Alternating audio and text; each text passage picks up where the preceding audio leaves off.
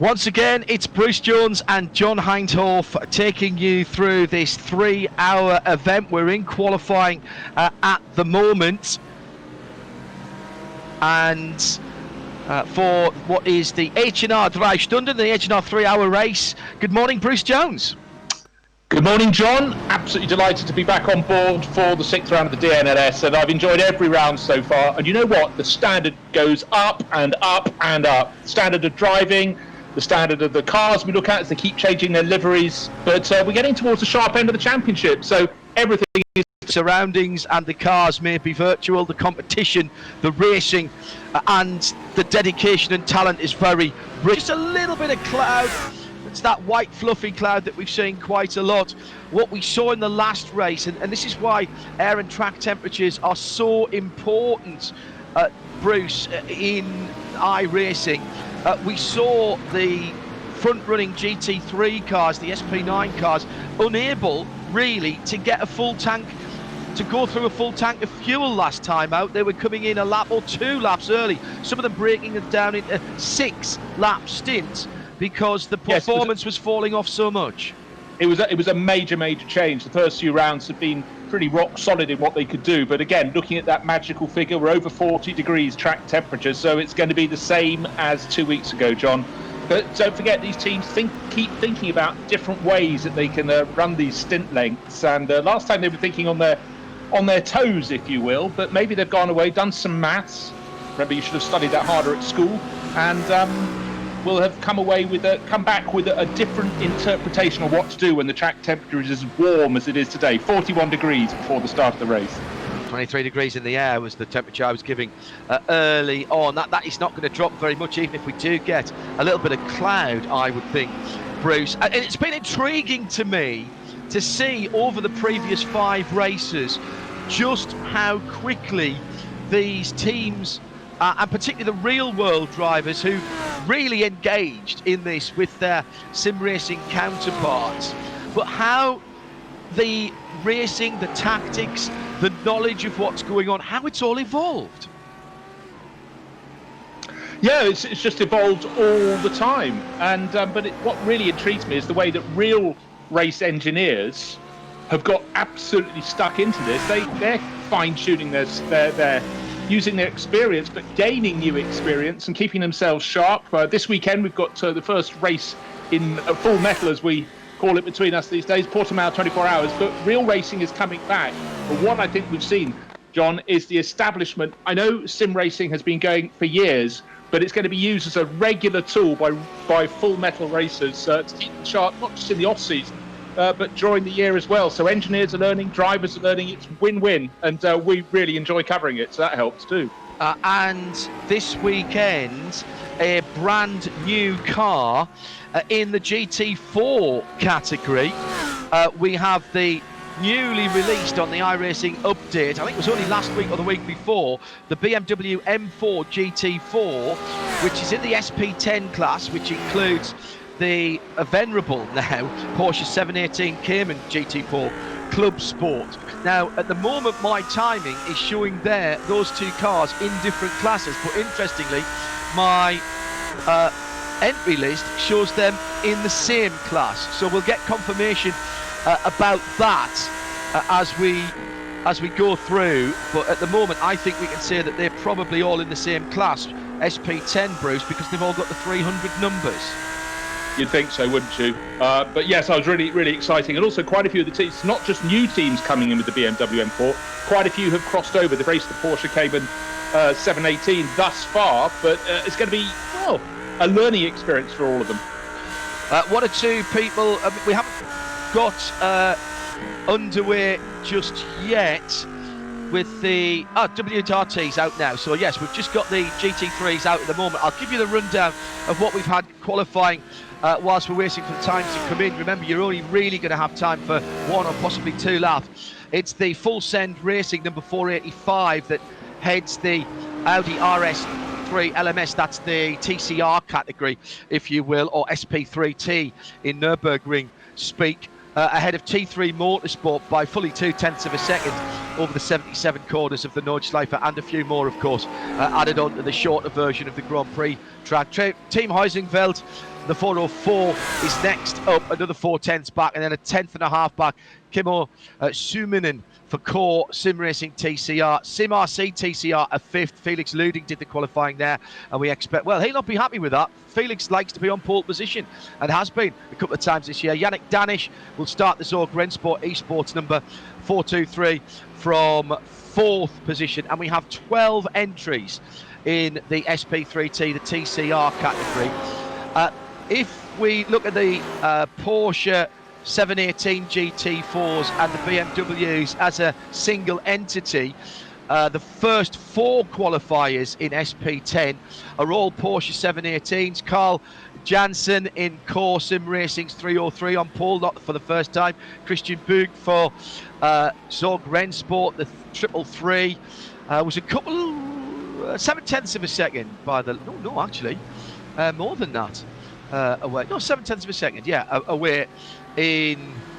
Oh, I'm wrong. I'm absolutely wrong. Let me go back to that. He had a first to second there, 29, 31.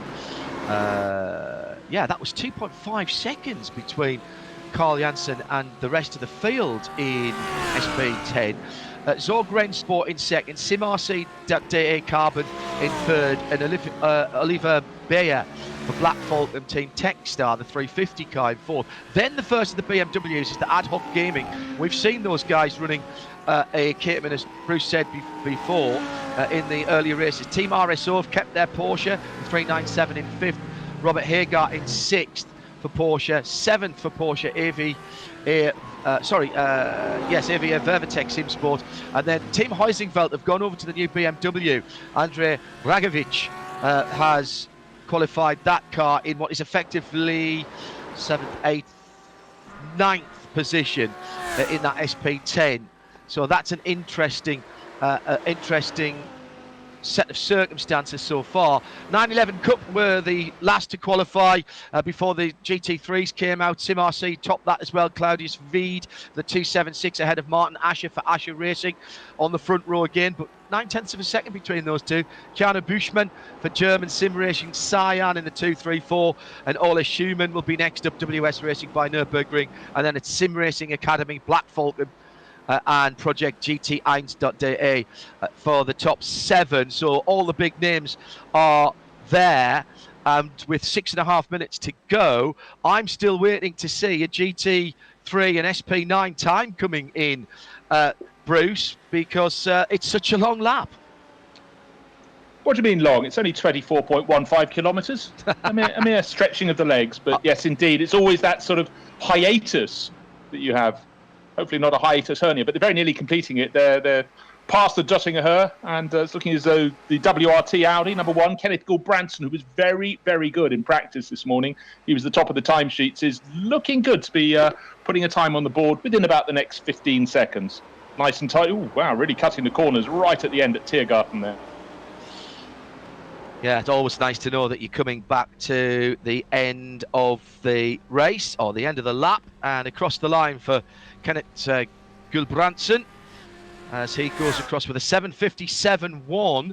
That's a pretty stout run, under 8 minutes for his first lap, and he will get, of course, with 5.5 minutes left, he will get the second lap because he'll be allowed to finish that. A couple of people who aren't here at the moment, as I skim through all of my race listings for the weekend. It is the best of both worlds Saturday here on the RSL network. Here on RS1, we will stay in sound and vision via radio-show.co.uk with our timing as well with the DNLS, and coming up in round about 5 minutes time over on RS3 and also in sound and vision on the website. We have Full Metal Real World Racing from Creventic down in Portugal. Johnny Palmer and Nick Damon will be taking you through that one. And we've lost our last winner to the real world. Phil Ellis is on pole position for HTP Winward. It's a cracking battle between them and the two Herbert Porsches yesterday evening that Nick and I did the qualifying for.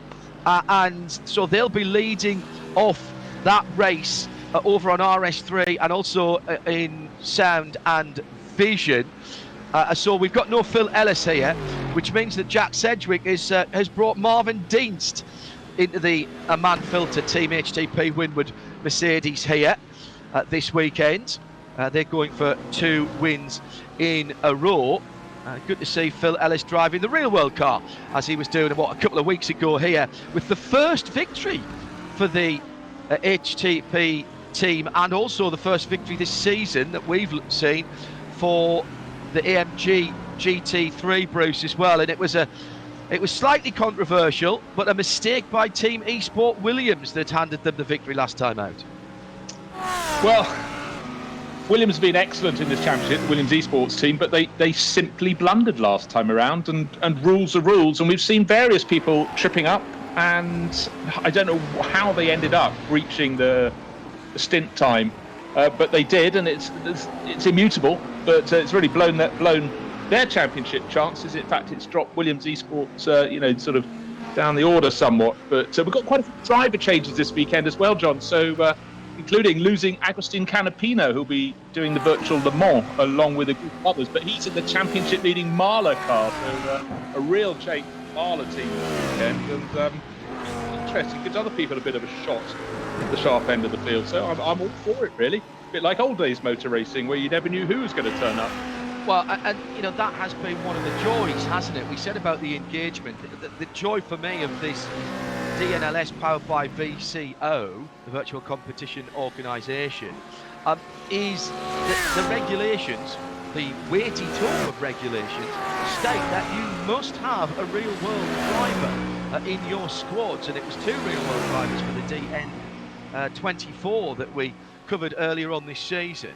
And next weekend, of course, we've got the digital iRacing Le Mans 24, the biggest esports race in terms of entry of the year. We had 1,265, I checked my notes, 1,265 teams entered for the DN24, and it is already, I'm told, by the organisers, there are already more than that in next weekend's iRacing Le Mans 24 hours. We'll bring you some coverage of that as well. We'll be splitting the work with our colleagues from racebot.tv. More details of that as the week goes on. And I'm really excited for the next few weeks.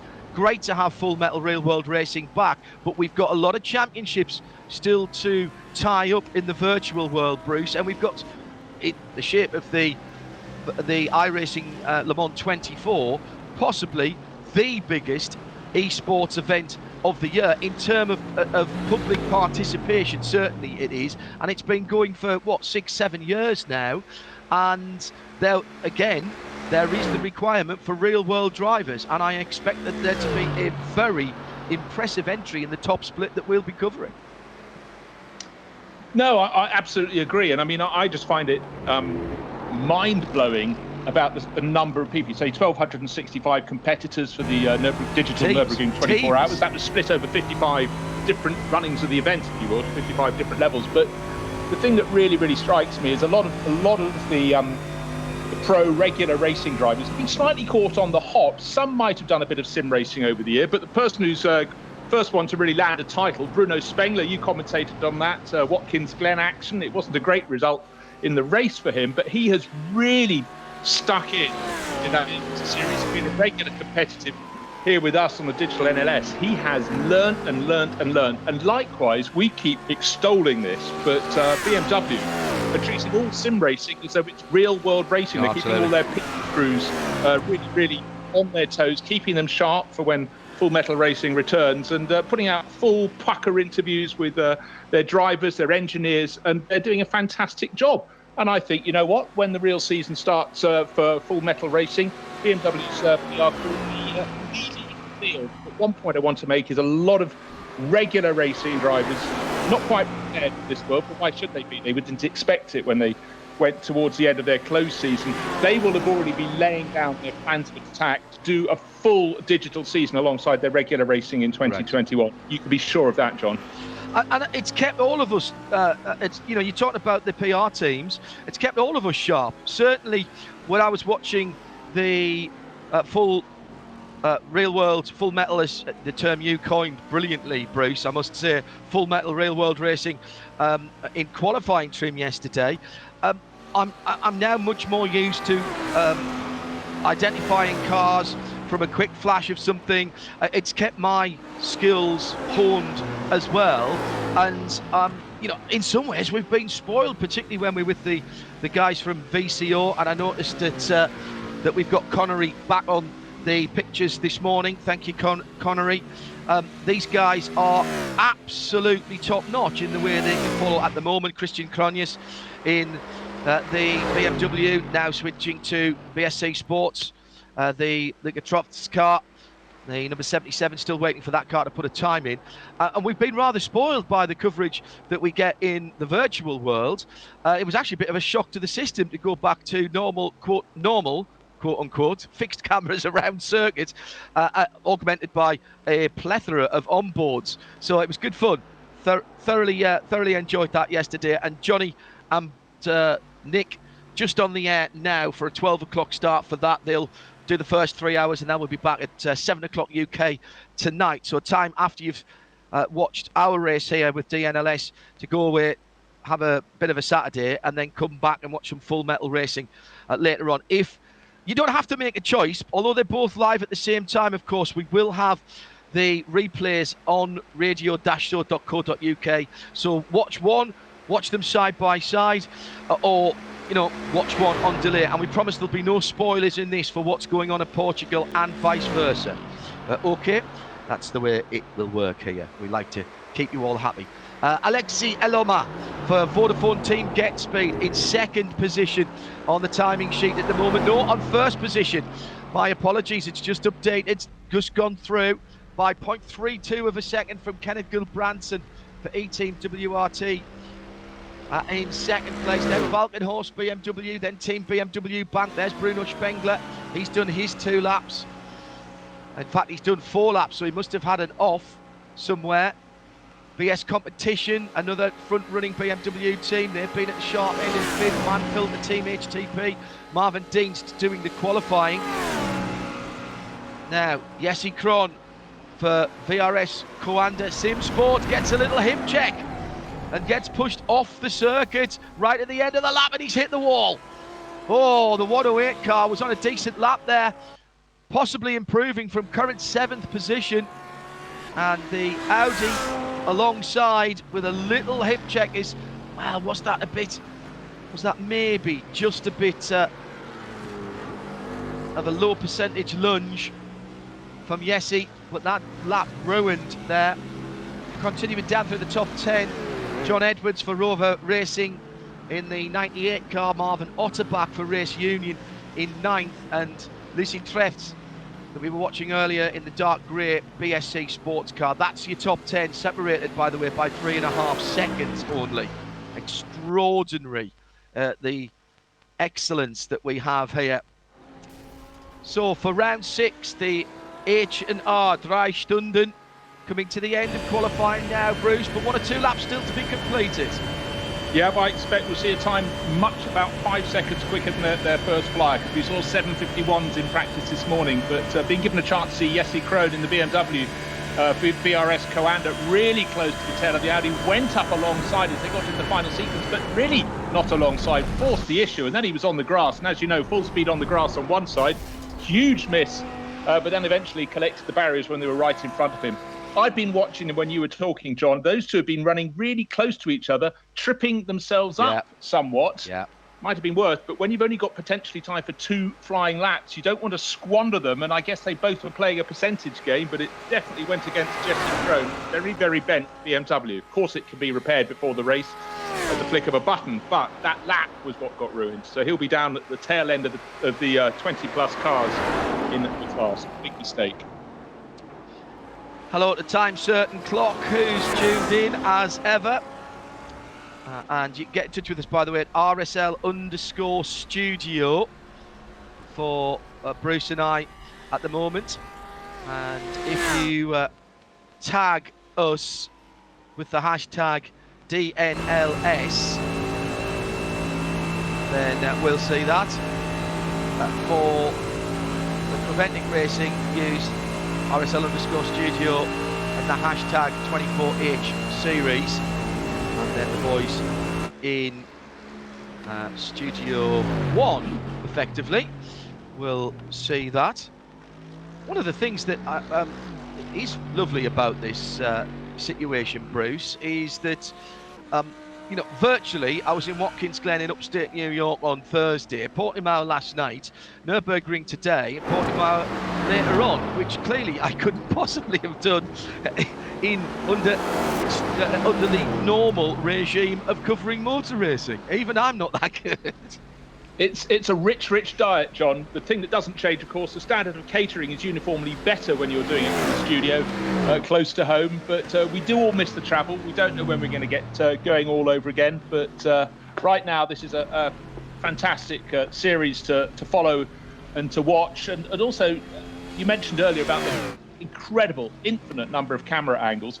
What it does mean is when I covered the NLS later in the year, in fact, it's starting on the 27th June, so the first delayed first round very nearly upon us. They will put in camera angles that they may not have had before, but I should know where they are because I've been presented with every single option, as have you. And some of the sort of equivalent of drone shots are just brilliant for showing this circuit. And also for people who've never been to the Nordschleife, what a great way to learn. Fantastic. Yeah. It's a brilliant circuit.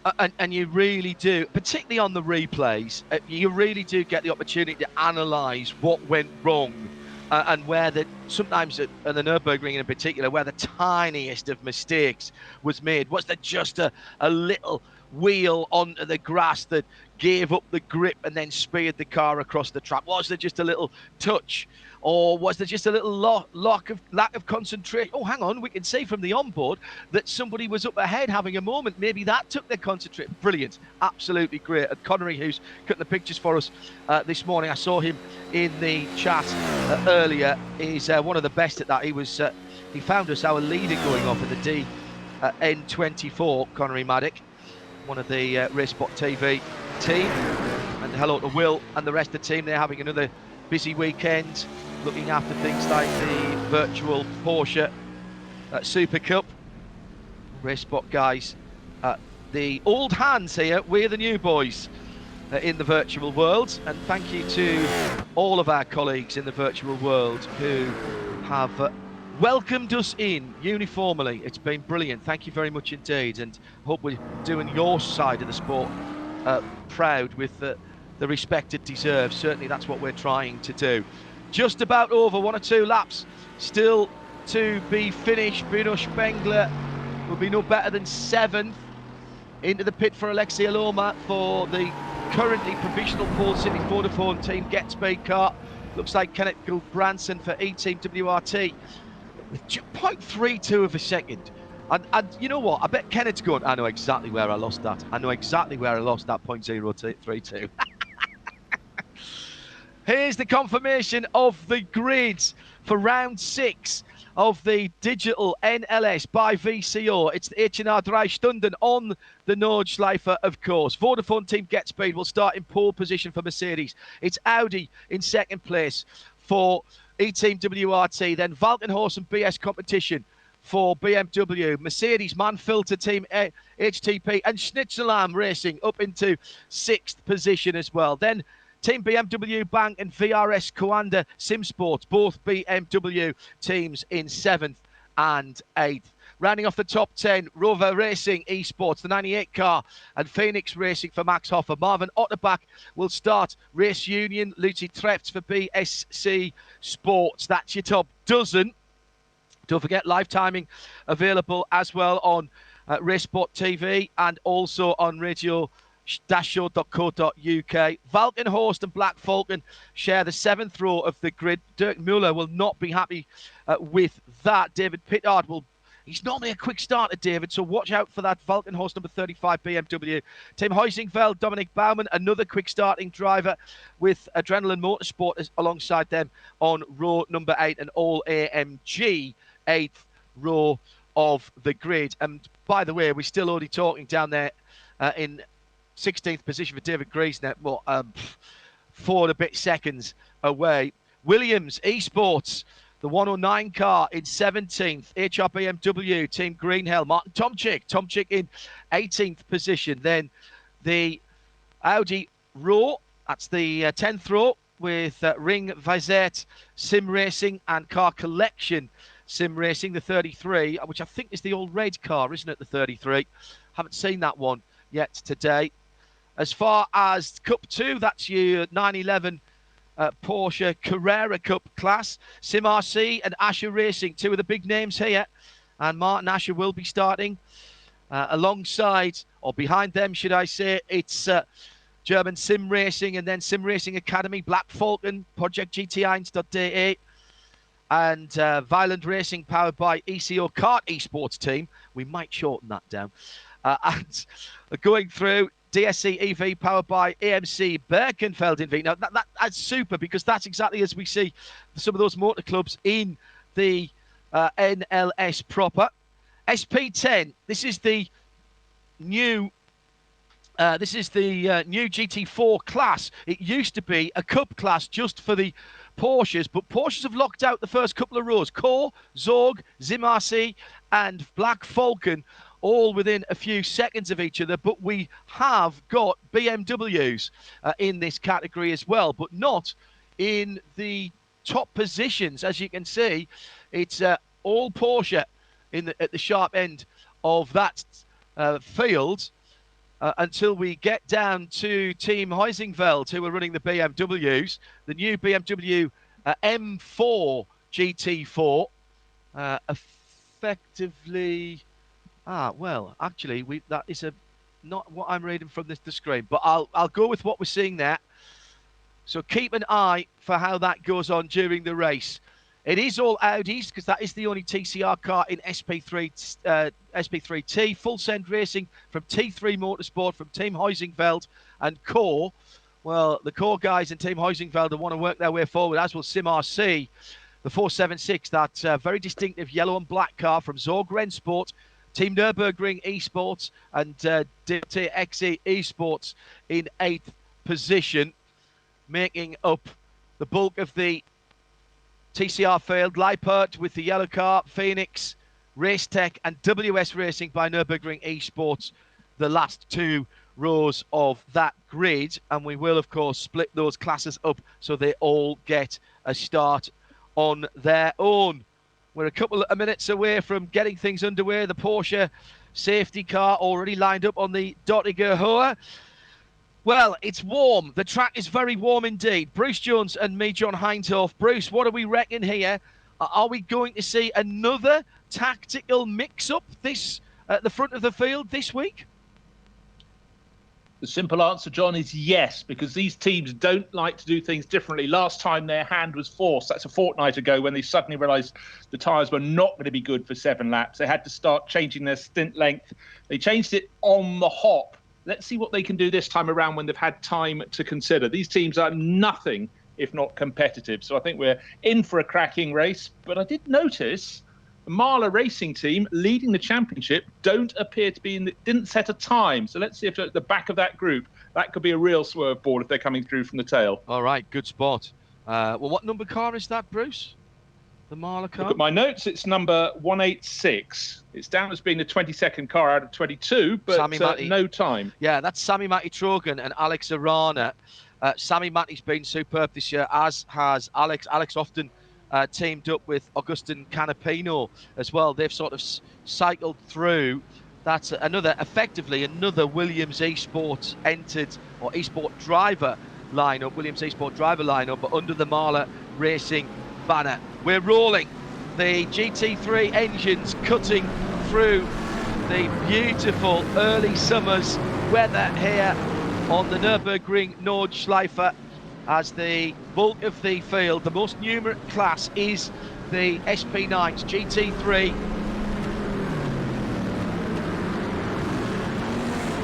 down towards Tiergarten.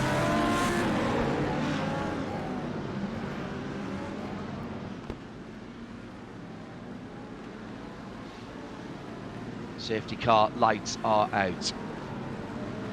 Here we go again for another 3 hours. The H&R 3-hour race, round 6 of the VCO Nürburgring Langstrecken Series. Another triumph of organisation. The Porsche 911 safety car, oh, hits the pit wall! As it went in the pit wall, the safety car driver making a huge error there, as it absolutely clouted the end of the safety car. Remember, we saw a BMW drive into the end of the safety car, into the end of the pit lane wall when the bonnet was up in one of the versions of the real 24 hours that we were covering. But it's the Get Speed bright red AMG GT3 from pole position that leads out from Valkenhorst. Christian Cronjes in the red, white and blue. Z4 BMW, then E-Team WRT. Kenneth Gulbrandsen pulls on to third position. Then the two Mercedes are Schnitzelam racing in the slightly more greeny yellow, Grello coloured, almost the Manthey Racing Grello, that, isn't it?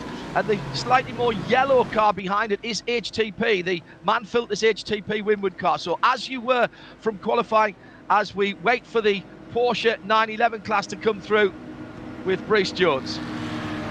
Well, pretty tidy start there, bar the safety car, but it's interesting how Mercedes, they took a victory last time out, they rose to the front, and now they're at the front in qualifying. What's happened to the Audi Challenge in particular? Anyhow, it's all things Porsches in the Porsche Cup class, and 2x2 through Tiergarten. I have a feeling they won't be quite as tidy through there at the end of this racing lap, and certainly that barrier on the outside has been the one that's caught a lot of them out. But it's so tricky, that sequence of corners where they have to really go through a serpentine course. But right now it's easy. It's just that run down to turn one. Easy for me to say. Can they get it right? They're waiting for the lights to go green. Very good 2x2 formation. But right now it looks as though Sim RC with Claudius Speed 276 is in a tidy position to lead that group down to turn one. Everyone tucking in behind. Good job, gentlemen. And yeah, ladies. That was very good from Martin Asher, because he realised that the pole man was leading the inside road, had to cut across to the right-hand side in the dark of the 911s. And he goes down the inside, he takes the lead as the pole man's gone wide. Oh, what a disaster for Claudius Speed. Also, by the way, running the Asher Racing logo on the door of that yellow, mostly yellow Porsche, and now he's having to defend from Alexei from the third place car. Sorry, I'm looking at two different screens at the same time there. That was Keanu Bushman, who was up alongside for a moment, but a great opportunist manoeuvre by Martin Asher from the outside of the front row, the less favoured, but he got across to the right-hand side of the track, Bruce, and in that tricky downhill braking area for turn one, slight mistake by the pole man, and Martin Asher was through. Here comes the SP10, the combined GT4 category. Bruce Jones. Well, just interesting to see the BMW M4s alongside the Porsche 718 Caymans. This is the first time they're hot off the press, if you will.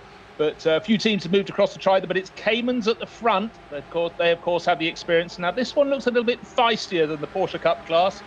And is there going to be a BMW challenging? At the moment, they're down in the middle of the pack. Actually, as they get down, the pole man has a nice clear advantage. Unlike the 276 class car of Claudius Speed in the Porsche Cup class, he had enough of a lead to take the outside line and swing across. Martin Asher made sure that didn't happen, but he was late on the brakes in the Porsche Cup class, and his sort of semi-teammate let him down the inside. No clash required, and no clashes at all as the Caymans take on the BMW M4s. Very tidy indeed. Good for the pole man. And it's the core sim racing colours, the white and tangerine. Carl Janssen from Christian Bug, from Tom Valentini for Sim RT, then Oliver Bayer for Black Falcon, Niels Karsten, and then the first of the BMWs, Lucas Müller for Ad Hoc Gaming with the number 369 car. And finally, some of the best racing we've seen has been from the TCRs, the SP3T categories. It's Steen Ledger who is coming through to bring them through to the green. Full Send Racing, the 485 car. He's got T3 Motorsport by BKP, Oliver Ackerman. Alongside him, Michael Schuttler and Kimo Suunanen behind them, and they spread out four wide. So all of those drivers I mentioned for a moment, we could see them all, the front of their Audis as they go down at the first corner. Oh, there's a tap on the pole sitter, but he gets it back, got the front wheels pointing in the right direction, I do think, actually, the third place car, Oliver Ackerman in the T3 Motorsport car, I think he lifted out of that so as not to make that any worse. That was very fair driving. Perhaps just a little mistake by Oliver, which pitched the lead, the Paul Sitter sideways, but restitution, if you will, immediately. And Oliver's actually, who had a decent start, and he's dropped back into the pack just a little bit, side by side for the lead in TCR as they go into the hairpin for the first time. And it's Schottler who's gone through for Team Heusingfeld, then Steen Ledger in second place, Ackerman down to third, then Felix Luding. I said he would move forward, Yannick Danish as well. And already, when you look at the shape of car, John, you expect them to be a little robust with each other, but we've been so impressed. They run close, but they don't think they're touring cars. They think they're full-on racing cars, and they drive accordingly. And I've been really, really impressed. But I must say, at the moment, out the front of the field, it's a rare thing to have someone pulling away at the front of the field, and certainly the Get-Speed Performance Mercedes looking great in that Vodafone livery. It's opened up the sort of gap we're not accustomed to at any point of an opening lap of the DNLS so far. He's got about a 2-second advantage, and looking very, very, very aggressive indeed, but just about staying within the confines of the circuit. Great job from our pole starter, Alexei Aloma. And he's done exactly the right thing. He's got away from any issues behind the very familiar colours of the Vodafone team, Get-Speed, AMG. We've seen them running Porsches in the past as well. And the technical partner, of course, of the Nürburgring Series, Giga Speed, with their live stream and powering the onboard cameras in the real world with their Ford 5G technology. That car leading out nicely. Marvin Dienst driving for Manfield, the Team HTP Winward here. Down in Portugal, Phil Ellis will be taking the start, in fact may have just taken the start of the Real World Portugal 24 Hours in the Hankook 24-hour series. Damon and Johnny looking after that first 3 hours for us, and we'll be dropping in to that throughout their 24 hours. So once you finish watching here, you're going to catch up with that on the replay radio-show.co.uk, and then join us for some live racing tonight from 7 UK. Time for some housekeeping, John. We've got two of the GT3 runners in the pits at the moment. Jesse Krohn, who we saw thump the VRS Coanda BMW into the barriers on the exit of Tiergarten. He's in the pits, having a lengthy pit stop for repairs. And Dominic Baumann in the Team Heusingfeld car as well. That's the Mercedes number 101, also having repairs. So I was wrong when I said to Shunt in qualifying, you press the button and your car is okay to race.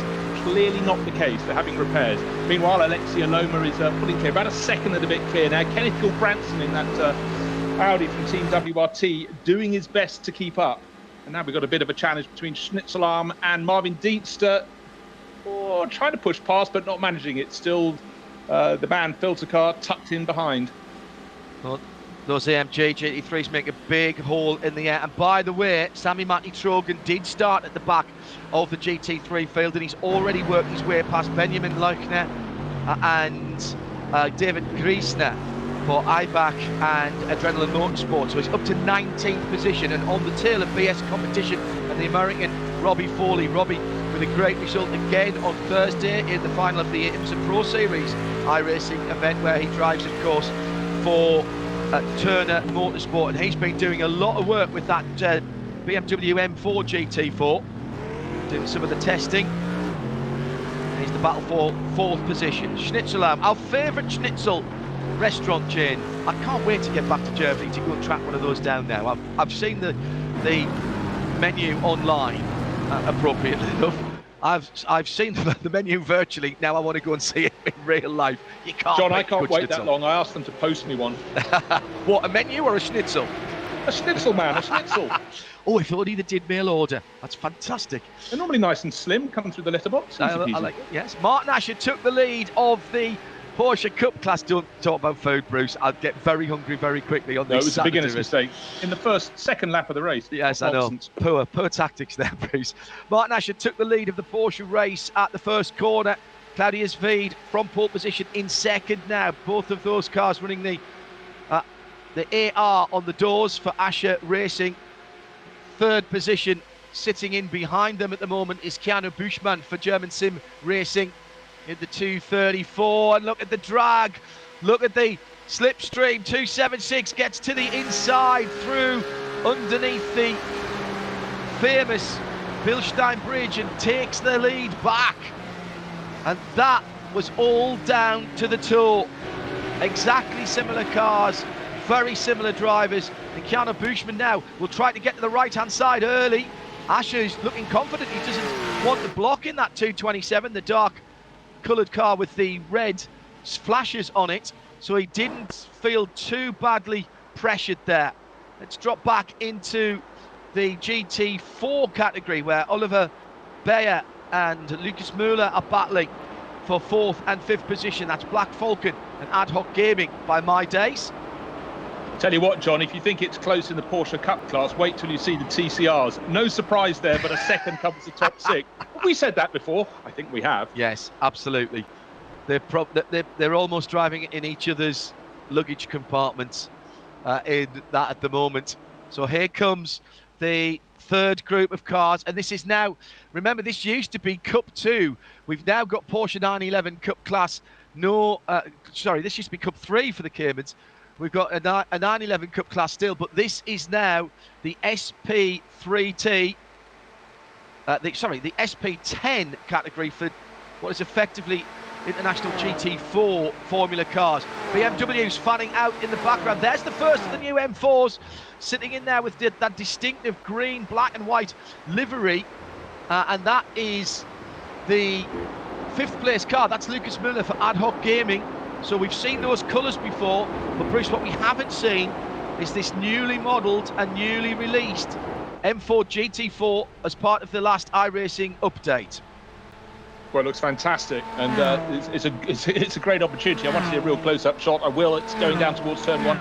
So 5th place in class behind Oliver Bayer, but certainly right in the hunt. And in fact, going down into turn 1, looking very feisty indeed. But to me, at the moment, the question is, can anybody do anything about the race leader, Alexei Aloma? 2.3 seconds clear from Gulbransson's Audi, so it's Mercedes leading the way. But again, you look at the angles that we're treated to as he's halfway around the lap, dropping down towards Kallenhard, Versailles, and all those great corners, and he's on it. Mercedes sounding is still one of the best sounds in motor racing, that Mercedes engine note, and faithfully replicated and just magnificent. When you trackside with those cars, and this has been Mercedes in all types of motor racing that I can remember. Now, in fairness, ITC, the All German Touring Car Championship, I didn't get to see those in real life, although I'm sure you did. But certainly the Le Mans cars in the late 80s, these GT cars, there's something about the engine notes of a Benz engine, whether it's V8 or V12, but certainly the V8. It rattles your sternum. It is such a low rumble, Bruce, that you feel it as much as hear it. I think that's a really good description, John. I mean, most motor racing engines are pretty visceral, and that's the thing I do miss about not being trackside. However good, however well it's picked up, there's something about being there. But I tell you what, for years, about 20 plus years ago in Formula One, the best engine note of the weekend was the Mercedes safety car that led the field around. And you'd have people who were sort of new to the paddock, and they'd turn around when it was doing its sort of testing practice runs early in the morning and go, what's on the track? You go, oh, it's just a safety car, but sounding that good, they would say. Yeah, just a brilliant sound. Yeah, agreed. Absolutely agreed. So we are into the race and settling down. We've compared this in the past to the first rounds of a heavyweight boxing match. As a few jabs going out, still a bit of dancing around going on to find out the relative strengths and weaknesses of those around you. With still 2 3/4 hours to go, barely 15 minutes, and we're still only on lap 2, of course. Recalibrate your mind if you've been watching short track sprint racing, whether in the real world or virtually, because this is the Nürburgring Nordschleife. This is the granddaddy of them all. The circuit that Sir Jackie Stewart named the Green Hell, and that stuck. Grüne Hölle. And it really is something totally different. And for those perhaps watching for the first time, this is an accurate, millimetre perfect representation of the circuit. Got a few laps around here myself in high-performance cars, and indeed even in some race cars.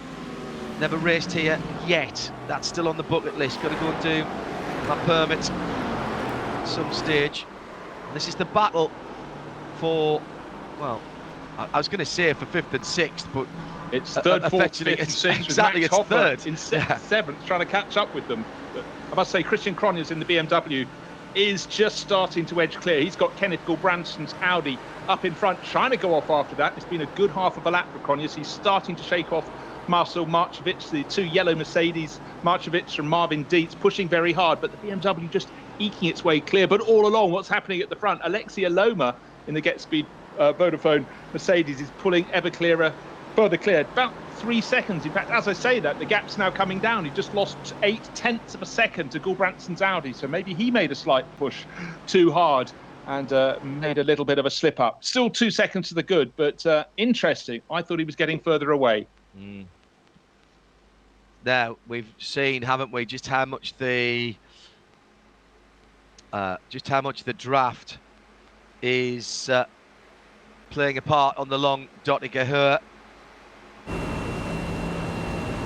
Is always a part of racing here, and the driver's telling us in the previous rounds of the DNLS Powered by VCO that from around about 2 seconds back you're feeling it. It's a question though of where your gearing is and whether you can actually make use of it. Certainly with the TCRs, Bruce, we've seen you can catch, but once you get right up behind someone, you quite often those Audis are on the soft rev limiter and you can't actually pull out. The moment you pull out, you lose that momentum. It's a massive timing thing, but it can often lead to an opportunity to close up and then make a pass bizarrely down into the first corner on the Grand Prix circuit. It's that moment when you pull out and you hit the invisible wall. You just then you get it absolutely put in front of you that was how good the toe was. But you know what? Do you take the risk? Do you sit there? You've got to choose that moment. As I said just at the start of the race, that sequence through the Bremskurve and the Tiergarten, it's so difficult.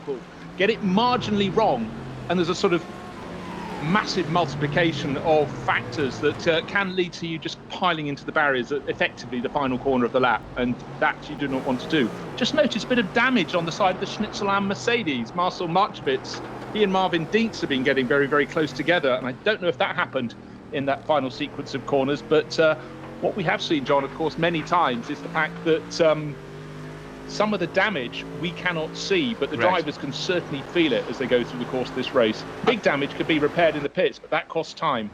There might be a little bit of damage on the left rear of the Christian Cronjes Valkenhorst, just on the left rear wheel arch extension as well. So maybe there has been a bit of side-to-side action there as they head out onto the Hatzenbach, the start of the mighty Nordschleife. If you're ever around the Eifel region, I think it's about €35 now for a lap. I remember in the days where you would have got 3 laps for 30, back in my day, when you would have got 3 laps for €35. But it is if you're a motorsport fan, and there's, check the website, because tourist laps, tourist fahren are available throughout the year. Sometimes you have to queue. You go in, you get your ring card, they charge it up with 1, 2, 3, however many laps you want to pay for. And they stay on there, by the way, so if you can't do them all in one go, and I would never suggest with a road car, you try and do them straight consecutively, do a lap, get back in, let you cool down, let the car cool down, then if you're feeling brave, go and do it again. Change for position there in TCR, going up the hill. And we've seen this happen before, going up to the bottom of the Caracciola carousel, that TCR battle now. And I think there was just a little, I think that was Julius Fritz who was going by the Leopard yellow car of Marian Hensel down towards the bottom part of the top 10. But that is the lead battle. And Felix Luding, thank you, Felix, because he has fulfilled my prophecy. I said he doesn't like being sitting in the queue, and the Sim RC TCR, the yellow and black car, number 476, is at the head of that. Well, effectively, it's 40 wheels that are absolutely line astern. The biggest gap in there is a 2.9 second gap between 8th and 9th position, or 7th and 8th position, excuse me. But that is the biggest gap So we've got more than half of that field sitting in each other's wheel tracks, just waiting for a little error. Now, into SP10 GT4, that looked like BMW going past Porsche. Yes, it was. Or was it BMW past BMW? Yes, it was. It's a PS hype car in that almost camouflage colours, with Team Heusingfeld in 7th position now. Lennart Hartenberg going through the new BMW M4, accurately modelled by iRacing. Good to see those cars. It's worth pointing out, John, I don't think we have, but just mentioning Marius Zug in that BMW, he's got a new teammate this weekend as they trot out in the BMW M4. He's got Timo Glock, former Grand Prix driver. Oh, wow. GP2 champion. And saw some photos of Timo sitting there learning the rig, and I'm sure, with a driver of his caliber, he'll adapt very quickly indeed. But what all the pro drivers find when they come across the sim races is, they're rather than we thought they might be. In fact, they are the gold standard. It's up to the pro drivers to try and chip away and see what they can do about matching them. But the car with the camouflage you were mentioning, Marius Zug at the wheel at the moment, that's car number 307. Third in the BMW of the BMWs in that class, but starting to make a bit of progress there. So good splash, and we'll see what Timo can do when he gets a turn later in this 3-hour race. Yeah, it's still the Porsches who are holding sway as the lappery is beginning to begin. Schnitzelam Racing, by the way, Marcel Markovic has got the best overall lap time in Porsche. It's Claudius Veed who's leading for Sim RC Cup, who's got the best lap time. Core Sim Racing, Carl Janssen leading the SP10 GT4 is the best time there. And as far as the Audis, best time for the Audis, highlighted in that. And we've been watching the progress of Sami Matti Trogan in Marla Racing Team, now up to 16th position and just half a second behind Martin Tomczyk in the HR BMW Team Green Hell car, who's 0.3 of a second behind Robbie Foley for 14. So there's a canny little battle going on there as well. Second and third aren't too far apart. The screaming Audi V10 of Kenneth Gulbrandsen looking forward to Valkenhorst and looking behind to the rumbling Schnitzelau Marcel Markovic EMG GT3 in that line. Again, Bruce, we've got to stress here, it's not as if these guys aren't trying, but these cars are so evenly matched, just as in the GT3 real world racing. Exactly so, but Christian Cronjes, in the early stages of the race, Alexei Aloma, 2 and a bit, 3 seconds clear in the Get Speed Mercedes, then Kenneth Gulbrandsen, the Norwegian racer, in his Audi, but he seemed fairly much in control, and then it was that battle, 3rd place back to 6th, eventually back to 7th, back to Max Hofer in the Phoenix Audi. But Christian Cronjes has not only caught Gulbrandsen, he's passed him, and now he's the best part of a second clear, and Gulbrandsen, instead of being in second, is now having to hang on to that 3rd place, because Marcel Markovic, who's shown fantastic form, you said he set the fastest lap of the race so far, he's getting closer and closer. He's a 1/4 of a second or so off the tail of the WRT Audi. So Gulbrandsen, slightly not from bad to worse, but from good to less good, I think we could say.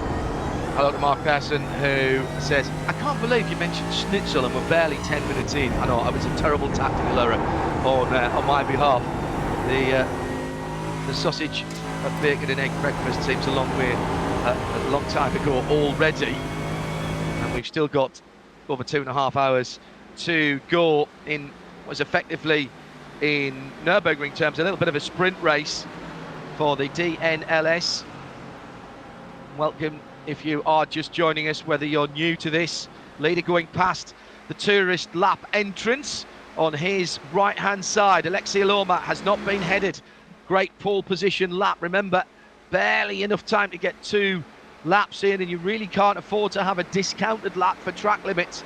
It's super pressurized situation in qualifying, and the qualifying driver has to start the race as well. So Alexei has started the race for Get Speed, the Team Vodafone Get Speed AMG leads it then from Christian Cronjes, who's broken away just a little bit, enough to not have to worry about defending. You can't say that for third position as the Audi goes down the inside.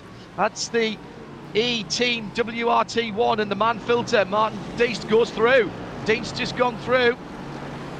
Yep, Gulbranson has gone from second to third to fifth. So the Audi driver not having a good time there. Race leader, Iloma, he's 2.5 seconds clear. But what we have now, Christian Cronjes in the better place of the Walk and Horse Motorsport cars, he's got nobody on his tail. He's 1.25 seconds clear. You might think that's close. It's not in this terms of racing. He's made his break and now he's heading off after Iloma. See if he can get that BMW up ahead of Mercedes to lead the race. So, first part of the race, it's really been all about two drivers, Iloma, Cronjes, and let's just take another look on Sami Matitrogan. Another place gained. He's up to 15th. Don't forget, he's been a race winner in this. He's been a pole starter. So he's certainly making that Audi really dance under his feet. Martin Tomczyk sitting in the 112 car in 16th position. Tomczyk about 2 seconds behind Sami Matitrogan, who's gone through and cleared off. So Trogan has caught and passed Tomczyk and now has Robbie Foley in his sights. That's for 14th position. Marla Racing Team, as Bruce mentioned, he's been watching and taking note of the championship standings. This is a championship and it runs through to October. Love the detail on the inside of that BMW, including the M Sport stitching on the centre of the steering wheel. Absolutely brilliant. Even the relays, the AP brake bias. If you look on the steering wheel, next time we get a shot of, in fact, that's even got IMSA overalls on. Is that Robbie behind the wheel there? I think that's Robbie's helmet. Yeah, it is Robbie, because we look at that little battle. It could also be Bruno Spengler, of course, but he's closer to the front of the field. He's running in 6th in his BMW. Yeah, I saw the IMSA overalls that Robbie Foley's wearing there with the VP Racing Fuels logo on. That is how well even the interior is modelled. Steering wheel, by the way, when you look at the steering wheel on any of these cars, you'll see there's an awful lot of information on there. We can see the gears, we can see the revs, like for Martin Otterbach in the Audi at the moment. Everything else shows, for the most part, other than the delta times, shows up as zeros. The driver is actually seeing those. Some of those will be brake bias. It'll be, you can select what you see on the screen, of course. And the reason they're all zeroed out is so that none of your competitors can gain an advantage by, quote unquote, looking over your shoulder, because quite a few of the teams will have assistance, outside assistance from either their other driver or indeed from a team engineer stroke manager. The other thing is, and we have had people asking us this on @RSL_studio, there is no choice of the view. The view is on board, and the wider the screen or the more screens you have, some drivers have a big curved screen, some of them have 2 screens at an angle on the outside to give you a more immersive feel. But if you were watching Otterbach there, you could see quite clearly the left-hand rear view mirror showing what's behind. Some of the cars in GTE and GT Le Mans have a rearward-facing camera which comes up on the screen, and you can see that as well as the driver. But if you're wondering why we're not seeing all the information on the screens, that's because that is effectively blanked out so that other teams can't be sneaky and see how you're doing. As if they would, John. Yeah. But one thing that's really been raised, a lot of the top pro drivers who come across cannot praise enough the sim racers with whom they've been partnered, who don't just do their stint and get out of the car, hand it over and say no more. They're there telling them when to push, how to use the tyres, all these things that a real world racing driver will know. But again, things in this race, they don't get physical input that they would have in a real racing car. So they're trying to feel their way, where feel is such a limited element. They've got all the visual clues and cues, but again, they really lean very heavily on their sim racing partners. And it's been a learning process going both ways, but certainly rest assured the sim racers have to talk a lot as well when the real world racers are in there doing their stints. It's been absolutely intriguing so far through 2020. Oh, great. And don't forget as well, 2 driver changes, maximum of 2 hours in a stint for any of the drivers. The TCR train of cars hammering over the far side of the circuit and coming into the top of the hill at Lansgarden, I think, as they're coming down. Yes, it is, as they head down the hill now towards the bridge and then peeling off through the left-hander and into the Kleiner Carousel before heading towards the Gallows Hill corner, which leads onto the long Dottinger. Always bizarre to me if I'm moving around the Nürburgring when we're there for racing and you're driving down the public road, which runs to drivers left on the right alongside, parallel to the Dottinger. If you're going back to the circuit and driving along, you're on that side of the road, of course, and you think you're sort of pottering along if there's no traffic, and then all of a sudden something in your peripheral vision screams by at 276 kilometers an hour or whatever it is. Can be a little distracting. So it certainly can. And also, John, the roads around the Nordschleife, you get close to the circuit, then you're not close, and sometimes you're surprised. You suddenly realise you're at a point where it's almost kissing the edge. Correct. Suddenly racing action through the trees. Racing action is certainly happening on the circuit, though. It's getting very, very busy indeed. In which class? The TCR class. Ha! That's never happened before. But again, when you look at the gold standard, when you look at Team Sim TCR, they're always at the sharp end. But right now we've got, in fact, a BMW from the middle, number 3 class, working its way past the TCR leaders. Of course, it's got more. The TCR leaders separated by, well, next to nothing, but it's still Felix Luding only just from the Team Heusingfeld car of Michael Schuttler. Schuttler took an early lead in the race, but up from 5th on the grid. Well, that pairing, Felix Luding and Jürgen Frank, they've yet to disappoint us, John. I did notice that those TCR cars through the latter part of the lap, the twisty bits, are as quick, if not quicker, than the GT4 car. And indeed, in the start of the Grand Prix circuit, they're side by side going for the lead as they're almost going one either side of the new M4. And that's exactly as in real life in the Michelin Pilot Challenge in IMSA, which we cover, of course. We've seen, even with the slightly restricted power that the TCRs have in IMSA competition, that at tight twisty tracks like Lime Rock Park up in Connecticut, the first and second sectors of that track before you get onto the long front straight, TCRs are quicker than even the front of the field of the GT4 category, so GS as it's called over there. They are inherently downforce inherently have downforce available to them, TCRs. They don't look like they've got big wings, but the whole bodywork provides downforce, and so they are very quick to the twisters. And they'll trounce the GT4 car, and that's why poor old Nick Wustenhagen is really struggling. He's got the front of the TCR class with him. He's suddenly going to be behind 5 of them, I'd reckon, before they get much past Hatzenbach. It's getting quick at the front of the field.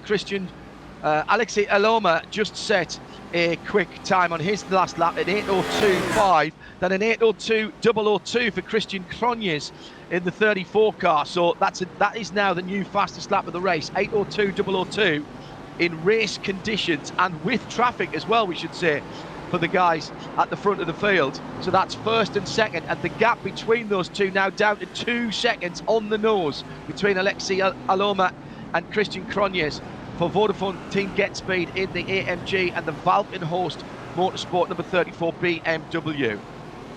The interesting thing to me there, John, not just the pace of Christian Cronjes' fastest lap so far, but he's now getting on for 3 seconds clear of Marcel Marchevitz. Kenneth Gulbrandsen back and forth just a second out, but it's the fact that Cronjes got to the front of that group, went up into second place. Now he's catching the leader, but I'm just surprised those behind cannot try and keep in his slipstream. They've just been the toe has been broken, and that's, as you said, if you don't have a toe when you're going up out of Dottinger Höhe, you're not going to catch the car in front. And I think at the moment, bar mistakes, Christian Cronjes in the Valkenhorst Motorsport BMW has broken the toe. That's really, really important for their race hopes.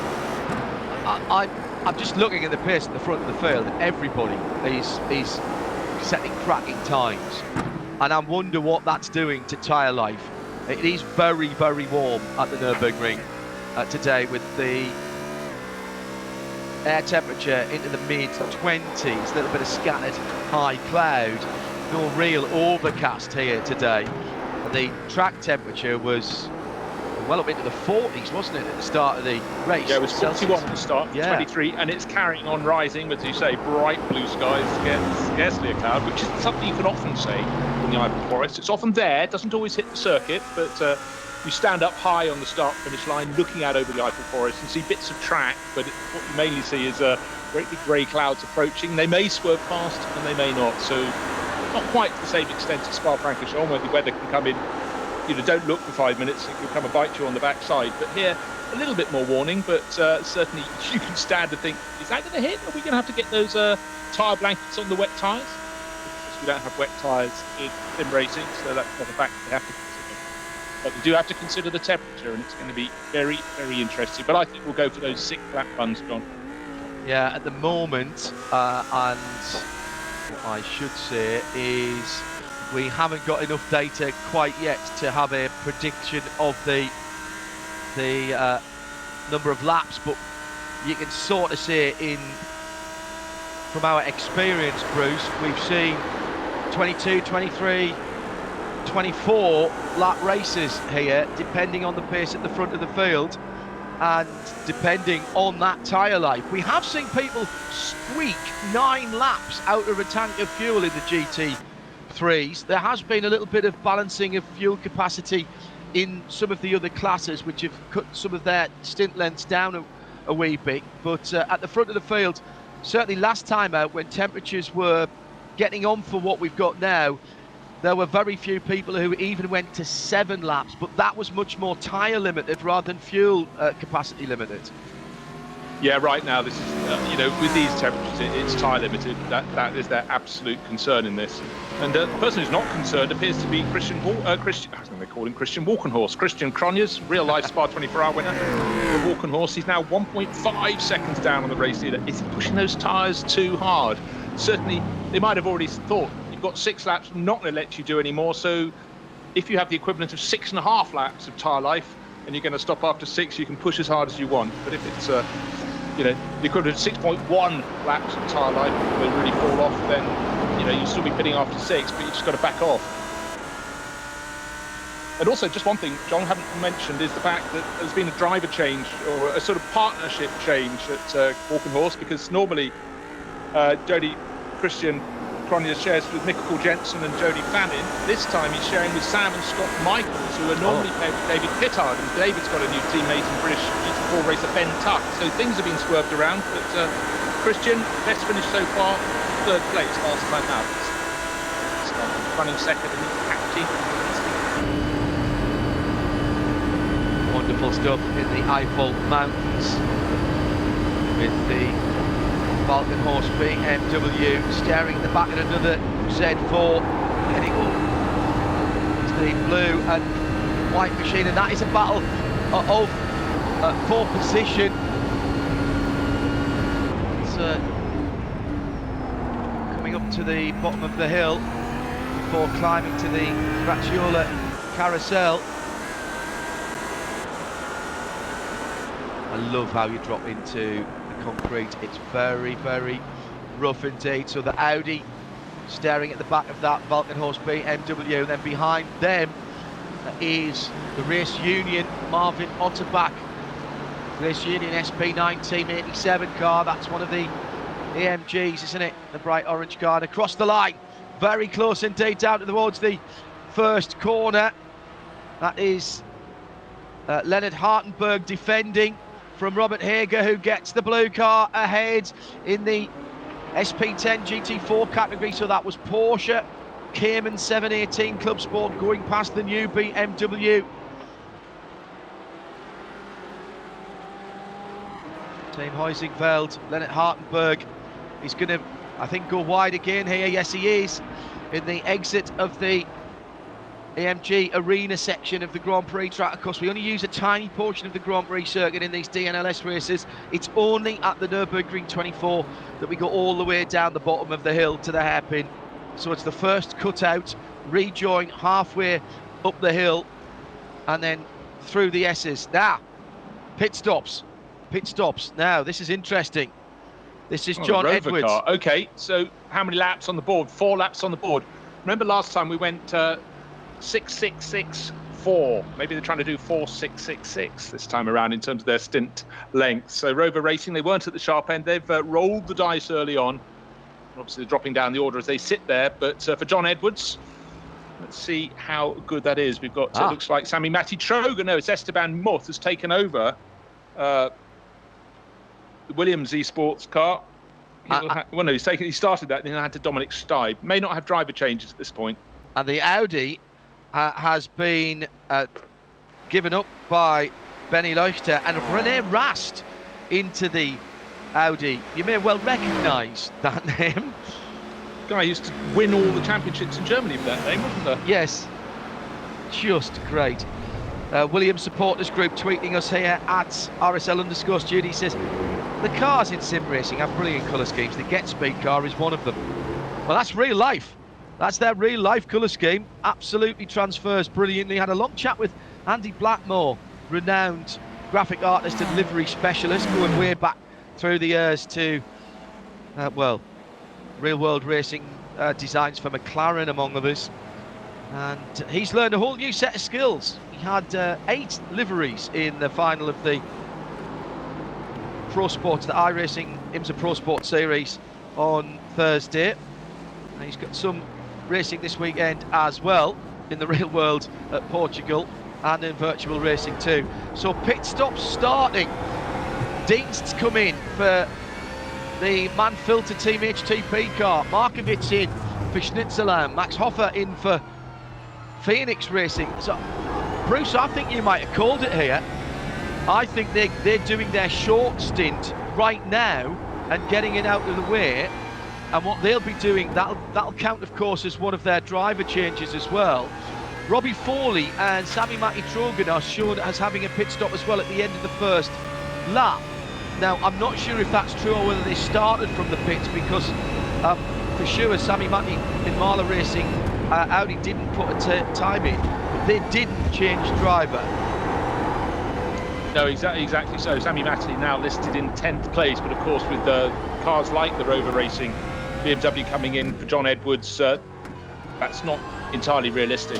They will be shuffled back. But right now, what I'm just aware of the fact is Alexia Lomi and Christian Cronje are a second apart, just under a second apart now. Traffic is starting to come into play. We saw them hit the tail end, not hit, catch, past the tail end of the TCR class field, John. Now they're in clear air, but for how much longer? Because I think there's another gaggle of TCR cars not far ahead of them. I saw them in the background of the shop when they were on the Grand Prix loop. They were heading out perhaps back before these GT3 race leaders. And there were about 6 of them, nose to tail. So that's not going to be good news for, well, probably worse news for Christian Cronje. Yes, there is the gaggle of TCR cars.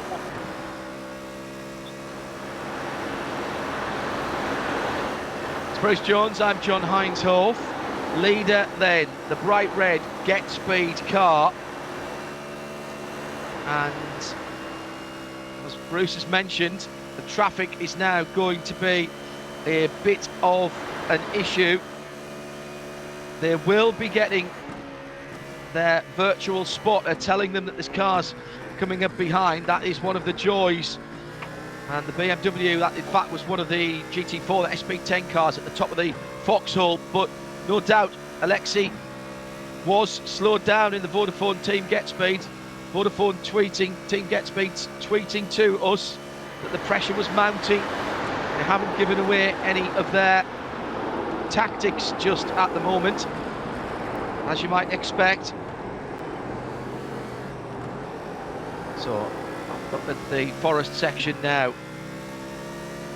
This great flowing circuit which carves its way through the Eifel Mountains. Probably about as far away from the pits as they're going to get. This is the section that's taking them right out into the country, down through Callanhard. Downhill section now is all about balancing the cars. I like a short shift here on this part of the track to get yourself ready for these S's. This is miss, hit is what they say about the APCs here, and the reason you have to hit the last one with that train of TCRs, battling TCRs ahead, is for the hairpin. Down through the gearbox and now dropping down towards the bridge. and the second entrance onto the track for the tourist laps. Effectively halfway round now. And this is danger time for Get Speed, for Alexei Aloma. He's the first of the leading cars to see it now, climbing up out of the bridge section, passing the Audis. Christian Cronjes is right there, should there be a slip-up for Valkenhorst, past the Niki Lauda corner. And now, starting that long climb. Oh, there's still a couple of the leaders for in the TCR class for the leader to get by, and he's done that now. Well, that was pretty well handled by everybody, I would say there, Bruce Jones, because it really didn't break up the TCR battle. Christian Cronjes did get up towards the back of the Get Speed car, but he hasn't been able to capitalise as now they make that long climb to the bottom of the Starstrecke. Yeah, no, very even, Stevenson. I think the sim racers and the people running the TCR class cars have learnt lessons. It's not always easy to see what's coming up behind you, particularly with the closing speeds of the GT3 runners. But just before they got to that sequence of cars that behaved so well and stuck to the left of the track, saw a little bit of a mistake from Alexei Aloma. I don't know how much his tyres are helping him or hindering him at the moment, but he just got a little bit oversteery, which certainly won't be good for the rubber beneath him. And now it's down to, well, the last timing split put them at 0.4 of a second. It's half of that. It's only 2 car lengths between them as they go out of the carousel and continue on round the lap. But really the hunter, Christian Cronjes, is putting in a fantastic charge. He's so close, but where is the next bunch of traffic up ahead of them? It's been weathered, if you will, by Alexei Aloma. He got past that 6-car grouping of the TCR runners and doing a good job, but I just feel there's a bit more life in the BMW's tyres to give chase. That's what I feel, John. Yeah, I think you might be right there. They've been trading fastest laps, but that now was almost a couple of laps ago, 3 laps ago, in fact. And I said at the time, Bruce, when we were finishing up lap 4, when they were pushing as hard as possible, I wondered how much they were actually taking out of the tyre life as they go through Brunchen, through the ice curve, and heading now and picking up the pace as they head down to Flansgarden. Love this area of the circuit. It's that sweeping, fast, rhythmic section where if you know the track, you can make up a huge amount of time on someone who's going, oh, now which way does it go here? Use all of the block paving on driver's left as you're charging down the hill. Get your braking point right. It's tricky. You're sort of turning in as you're braking over the culvert, and you can't afford to go wide on the left-hander either because there's a gravel trap so close to the edge. Drop into the Kleiner carousel, and you can pop out of that one much earlier than the big carousel earlier in the lap. Then the Gallows Hill corner, Gallenkopf, as they head back down that Dottinger Höhe and back towards home.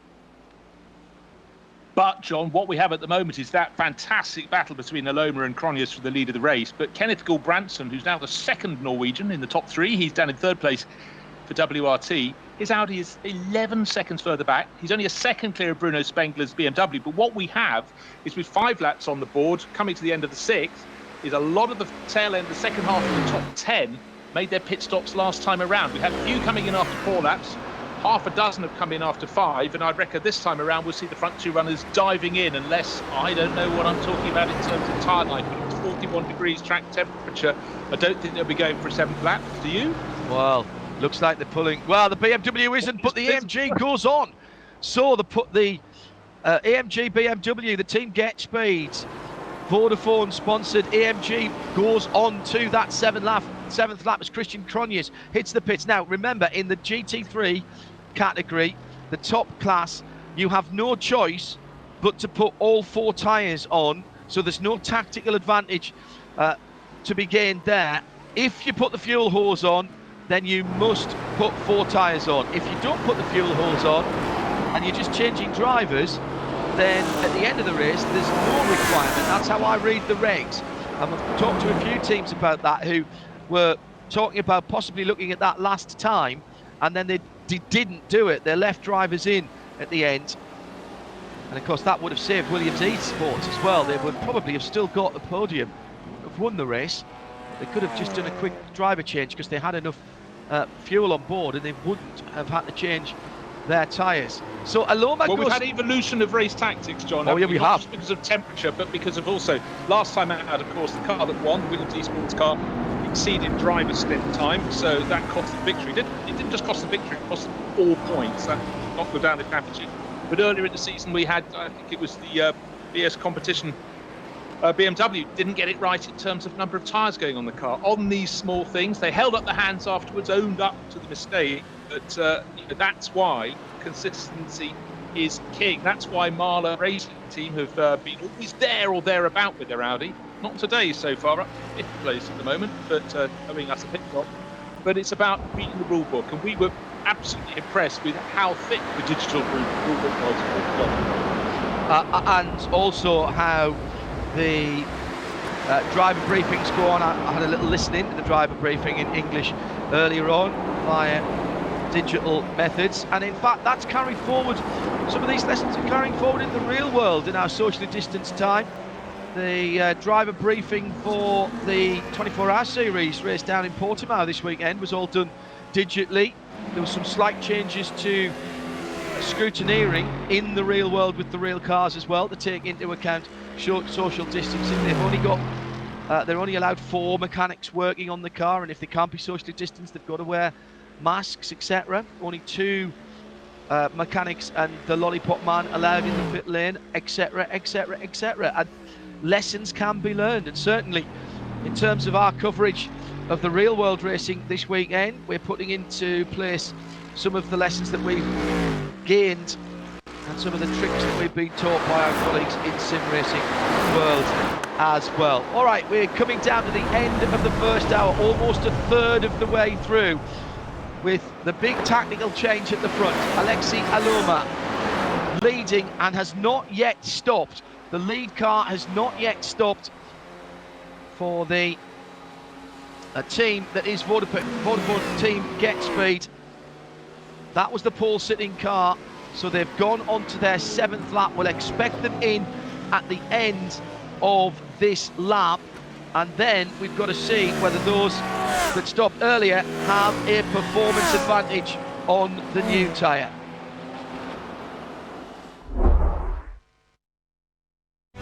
Alles begann mit 2 Freunden und einer Vision. Unsere Initialen stehen für Qualität und Fortschritt.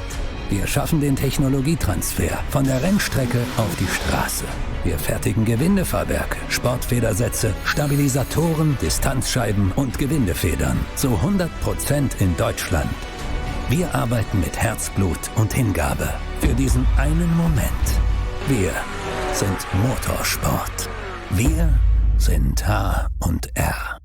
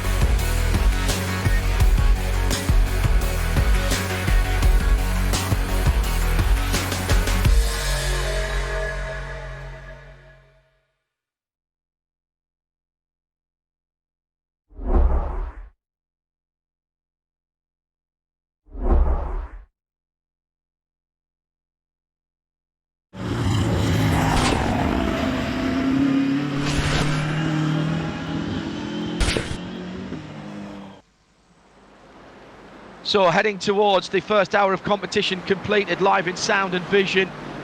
Radio Show Limited, our colleagues at Racesport TV in the DNLS, Digital Nürburgring Langstrecken Series, powered by VCO.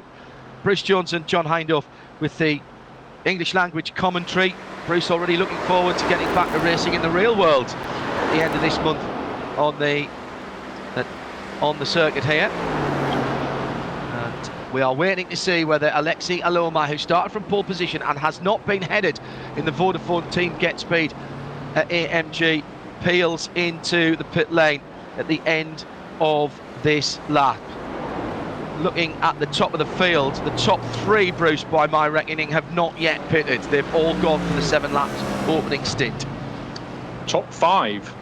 Oh yes, of course, because Foley and Sami Matti, their first pit stop actually wasn't a pit stop. They started from the pit lane.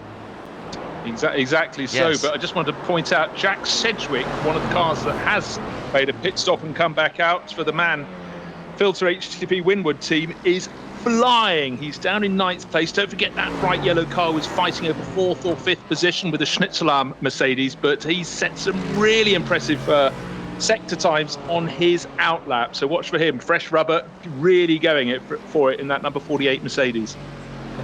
Sitting in 9th for Jack. He's normal Man Filter Team HTP partner, and in fact they were a winning partnership last time out. Is busy in the real world with the 24 hours at Portimao this weekend, and that is with the same team, which with the HTP Windward team as well, and qualified the car on pole position. Phil Ellis driving with Indy Donchi, Russell and Bryce Ward in their Mercedes GT3, one of the 2019 updated cars down there. We'll bring you coverage of that later on this afternoon, going into the evening, 7 o'clock UK time. Join Johnny Palmer, Nick Damon and myself for that one, taking you through till midnight, and we'll have onboards through the night until we pick it up for the run for the flag. And if you want to catch the first couple of hours of that, you'll be able to watch that on replay via radio-show.co.uk, because you're not tearing yourself away from this at the moment. Of course not. Sindre Sestra in second place for Core Sim Racing. The Team RSO Cayman has gone through. Is that on pit stop there? Have they stopped? Because that car was leading, wasn't it? I'll scroll back down. I was just about to say, but those that haven't done, nobody's going for an 8th lap in the GT3 class. Surprise, surprise. Alexia Loma has fired it. Yes. As well. Robbie Foley be coming in. So it's all changing. They're doing driver changes so far. Well, certainly Bortolotti has taken over from the 88 Audi. Alexia Loma still listed as sitting in the race leading car in the pits. Right, so they haven't done their driving. And I was right. Niels Carstensen has not yet stopped in the Team RSO 397, so that's a slightly false reading at the head of the SP10. I keep wanting to call that Cup 3 because that's what it's been with all the Caymans in, but of course it's a full GT4 category. Here come the leaders in SP3T, the TCR class. Schürtler leads them in for Heusingfeld 404. Then Sim RC TCR Felix Luding was second as he came into the pits. So that was a swap round before they came into the pits. Kimmo Suominen is in third for Core, and they're all pitting at the same time. Alexei did stay at the head of the field now. He stayed in the car, whereas all those behind have changed drivers. So, actually, Marshall Marshevitz in the Schnitzelarm car in second place has also stayed on board. Their expertise clearly being desired for the first half of the race, at least. Then Scott Michaels is the first of the changes. That's the Walkenhorst BMW in third. Top 3 cars just covered by 3.5 seconds. It's closed. An hour of racing has just about elapsed, and let's see what Michaels can do. I said he was very quick on his outlap, and he's continuing to really put in some great sector times. And it is that time of the race when my first pit stop's about to come up, not to leave the commentary area, but I've just been reminded with almost an hour gone, it's time for a nice cup of Tregothnan tea, which is another Nürburgring tradition of us. Peter Kate it was, from Aston Martin Racing, who introduced us to British grown and produced tea from the In Tregofnan Cornwall, estate. presumably. Yes, absolutely right. From the Tregofnan. TRE prefix. Yeah, from the Tregofnan estate down in Cornwall. And I do like their Great British tea blend. It's very good indeed. Just very refreshing. And we always say in the 24 hours, never underestimate the restorative powers of a good cup of tea. We normally take some of it with us to Le Mans, which of course should have been this weekend, but we'll be having our digital 24 hours next weekend with iRacing, and expecting a huge number of entries. By far the biggest online racing event of the year, has been for many years now, and we'll be covering the top split, the top 50 in that throughout the 24 hours. Details coming next week. Watch the socials and radio-show.co.uk for more details. One thing I will tell you, and I don't think this has been embargoed, so hopefully I'm not betraying any confidences here. I'm told that because it's iRacing, of course you can set the time of year when you're doing the racing. And I'm told, Bruce, that next weekend will be the actual time that we have the race, but the race will be taking place in the weather and lighting conditions that the real race will happen in September. So it will be the September dates that are programmed into iRacing. So 3.5 hours more darkness running than it would be in this weekend when it should have happened in the longest daylight part of the year. So an interesting little wrinkle to the iRacing 24 Hours of Le Mans next weekend. I believe that is going to be the case, and I think that's a cracking idea, because it'll give us a much better idea when it's going to get dark in September. Exactly so, John. We saw with iRacing with the Monza 12 Hours, they did exactly the same. It was supposed to have been held in March, even though we had the race virtually in June, and yet we had the right level of light and everything. But to me, the one detail that's vital, so vital, the Le Mans 24 Hours will be observed. It's nothing to do with the racing. It's the fact I'll order some rillettes and some baguette to accompany me for the race. That's a good idea. That's a very good... I have long since run out of my Sarthoise rillette that I picked up.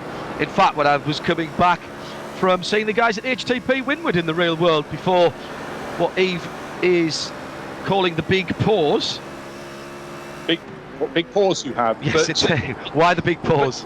Why the long face? Very, very close to second place at the moment. But Scott Michaels, I said he was quick when he came out of the pits. He's right on the tail of Marcel Marcevitz. Marcevitz did the first stint. He's in the second. Don't suppose he's tired, but he's really got to be on his toes. And I must say that Walkenhorst Motorsport BMW looked very, very handy indeed. In fact, both of them are running third and sixth. It's about to be second and sixth, because I can see the big screen Schnitzelarm written in very large letters, because simply with the onboard camera from Scott Michaels' BMW, he was about half a metre away from the tail of that. And that's quite a thought at any point around the Nürburgring Nordschleife to be that close.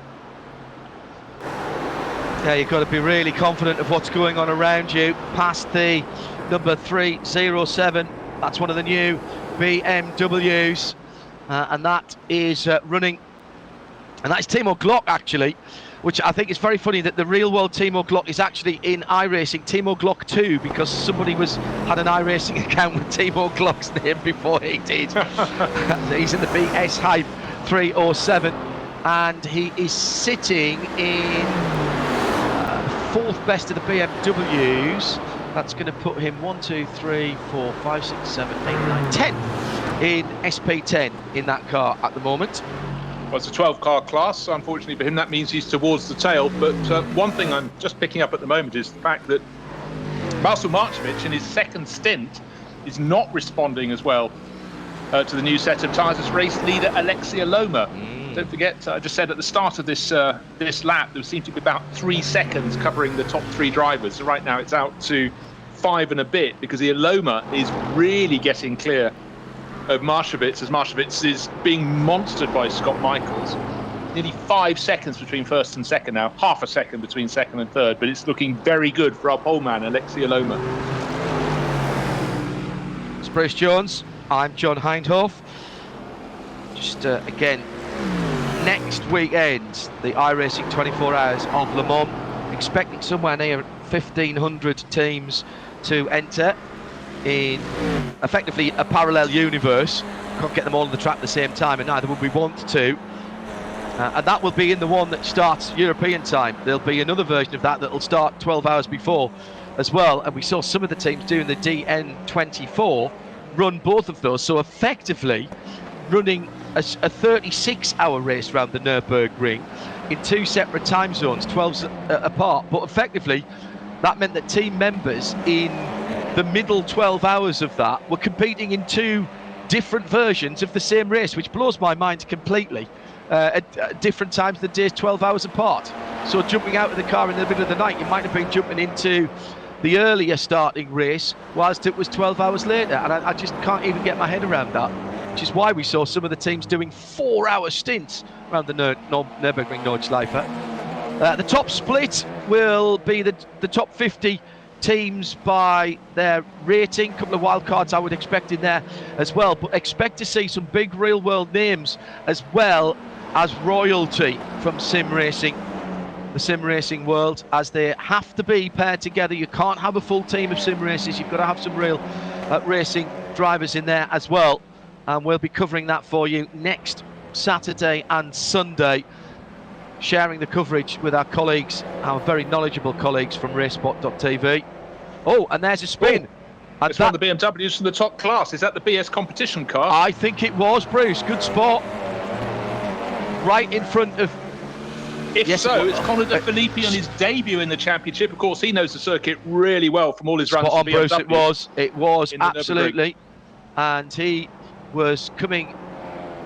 Well, now was that... I think that's just coming out of Brunchen, isn't it? Heading up the hill to the ice curve. You just need a slightly wider angle to see that. I think you're possibly right. Certainly it's an area where, well, I think you've nailed it, John. Yeah. But had he already had an incident? That's the question. Or did he get picked up by somebody going through? It looks like there's already damage to the car. Oh, no, he reversed it. Oops. He reversed it into the wall. Well, he's actually done pretty well there. Bit of a deranged rear wing, which I don't think happened in that accident there. But Conor De Filippi's been racing in the IMSA iRacing Pro Series. Got a decent top 10 result on Thursday, I seem to remember. You mentioned just a few moments ago, John, about how some drivers are happy to almost enter two versions of the same race. Basically, they often used to say that a lot of the top drivers, one of the main parts of their character is being greedy to make sure they get the best car, the best tyres. But some of these drivers are just greedy because they want to get as much racing as they possibly can. In fact, in today's race, we've got two drivers, Alex Arana for the Marla Racing team and Richard Westbrook for Phoenix, the Phoenix Racing team in his Audi. They're doing this race and the virtual Le Mans. So they simply can't get enough of the racing at the moment, which is great. I love it. So second and third together again. And Scott Michaels now gets the opportunity to examine every single square millimetre of the back of the Schnitzelham Racing Mercedes AMG, as his teammate was earlier on in the race. So despite the pit stop and despite one of the drivers being changed over, Marcevic stayed in the car. He's the man who started, Scott Michaels, having jumped into the Valkenhorst number 34. But the battle is exactly resumed, although it is at the moment at least, Bruce, for second and third position, where it was for, I think, fourth and fifth before, wasn't it? Yeah, but you see, what happens is that Cronje's got that Walkenhorst 34 BMW up into second place. Don't forget, he also got really, really close to Alexia Loma, but right now, Michaels cannot get past Markovic, and that's allowing Alexia Loma, who came in a lap later, did a seventh lap on tyres. Must have really been a problem in this high temperature day, 41 degrees track temperature at the start. But Alexia Loma now 6 seconds clear, so while Michaels did really well at the start of his stint, the fact he came out behind Markovic has cost him really big time. Yeah, and that's worked. That early stop has worked for Markovic. Remember, he was one of the ones who stopped at the end of lap. Yes, at the beginning of lap 5. Absolutely right. So that's worked for him. He's now, another 4 laps in. So he's done as much on these tyres as he did on his first set of tyres, and now he'll be going into new territory at the end of this lap. Bit of a headlamp flash at Callanhard as he charges down the hill, and the Cayman dutifully gets out of the way. I'm watching Jack Sedgwick as well, Bruce, in the 48, fourth position for that car at the moment, and that's another car that stopped at the end of lap 4. Remember, it was Marvin Deans who started that car, so they have improved their position as well by doing that early stop. But what we will have to see, with still an hour and 50 minutes to go, so 110 minutes till the checkered flag comes out, we'll have to see how that strategy plays out towards the end of the race, and whether some of these teams who went long have to do a little splash and go at the end. Well, I think Alexia Loma and Team Get Speed Performance are in the driving seat, not just leading by 5 seconds or so, but the fact they did that 7-lap stint on the opening stint, 7 laps, that gives them wriggle space to change their tactics accordingly. Right. So they've done the really hard work, and they're still at the front of the field. So I'd say that was an inspired decision for them, because of course their tyres at the end of the race would be 1 lap less used than their rivals. We haven't seen Fabian Schiller in that car, whose name was on the original entry list that I got, in fact, and the updated one on Friday. And we haven't seen Fabian. I suspect he'll do a full stint in the middle, and then presumably Alexi will jump back in again at the end, and they'll be watching very carefully to make sure that the driving time isn't exceeded by any of their drivers. Remember, 2 hours maximum out of the 3 by a single driver, and with Alexi having done, maybe not actually, well no, they'll have to make 2 driver changes, so exactly. So yeah. I think Schiller's fine. I think with every lap, Loma's just gaining a little bit more, which again gives them tactical breadth, if you will, the scope to try different numbers of laps. Jack Sedgwick, as you mentioned, going very well, but I must say the previous lap by Scott Michaels, just a 1/10 of a second down on the fastest lap of the race. He's got onto the tail of Marcel Varcic, but he cannot find a way past. He'll be fuming on board the 34 BMW. Nothing unfair. Marcel Marcevic doing a fantastic job in the number 11 Schnitzelarm Mercedes, but this is a potential victory, first victory of the year for Walkenhorst Motorsport, going away from them. Tea has arrived, so that's good news. Has such a wonderful aroma, Tregothnan tea. And I'm being spoiled by my team manager. I've got the Lincoln Sprudel chocolate as well to get me through the next couple of hours. I've got some chocolate from Mirza Ruth. Private chocolatiers. Excellent. Anyhow, no more of that. I've got a banana for later in the race. It's sitting on top of a Porsche 917 in front of my screens. That's a hell of a big banana, mate. Or is it a small 917? Alas, the latter. If only. Size bomb. It is, of course, the big anniversary this weekend for Porsche, with their first win at Le Mans in 1970. And I read a tremendous piece from Richard Atwood, just remembering back to that historic victory for the red and white number 23 back in 1970s, a little before my time at Le Mans, but that doesn't mean I'm not still interested in it. When people say, I can't remember, that's before my time. Yes. But you know what? Get some books and find out more about them before your time. I completely agree. But also, it's one of the coolest looking cars, that Porsche Salzburg entry, the red with the white pinstripes. You know, sometimes, John, you look at a colour scheme, a race livery, you think it looks quite good, but some seem to mature as the years pass. And it made the 917, which was a very delicate looking car, look even more delicate against, of course, at that stage it had just had its battles with the more brutal Ford GT40s. But it's a fantastic livery, and I loved it when Porsche brought it back a couple of years ago. Yeah, it's one of those timeless ones, really, Bruce, that just seems to me to keep on working. We had the Pink Pig as well, we had the Derek Bell white and blue car. Porsche are quite eager to revisit their classic liveries, and my goodness, they've got plenty to choose from, haven't they?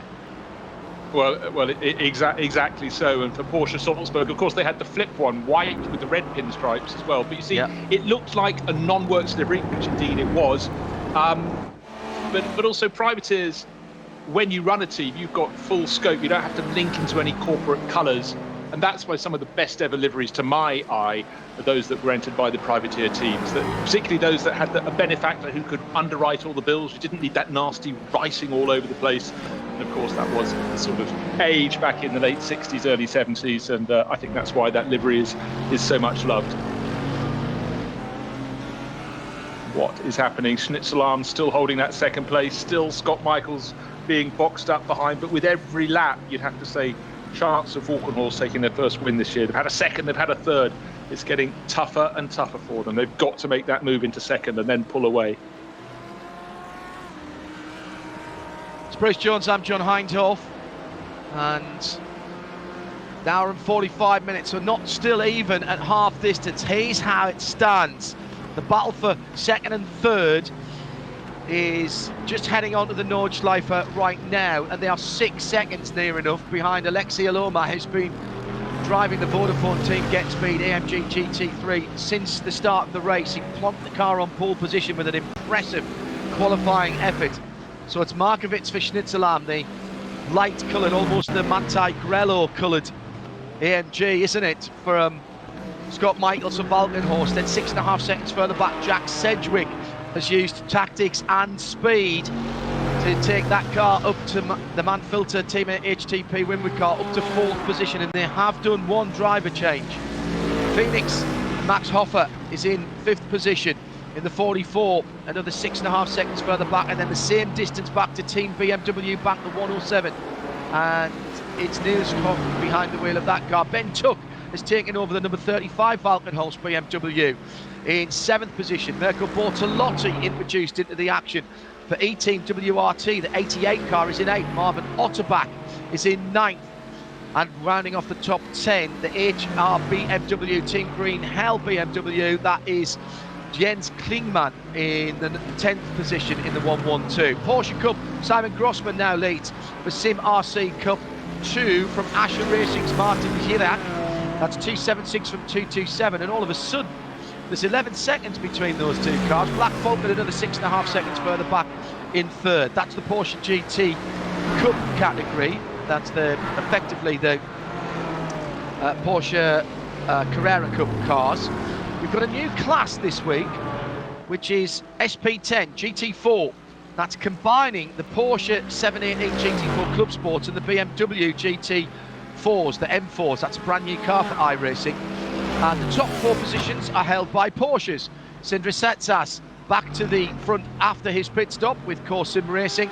He took over the 303 at the stop and is around about 11.5 seconds ahead of Sasha Berger for Zorg Rennsport, who's got 4 seconds, and Sim RC's Marcel Fassbender. That's 303, 333 and 376.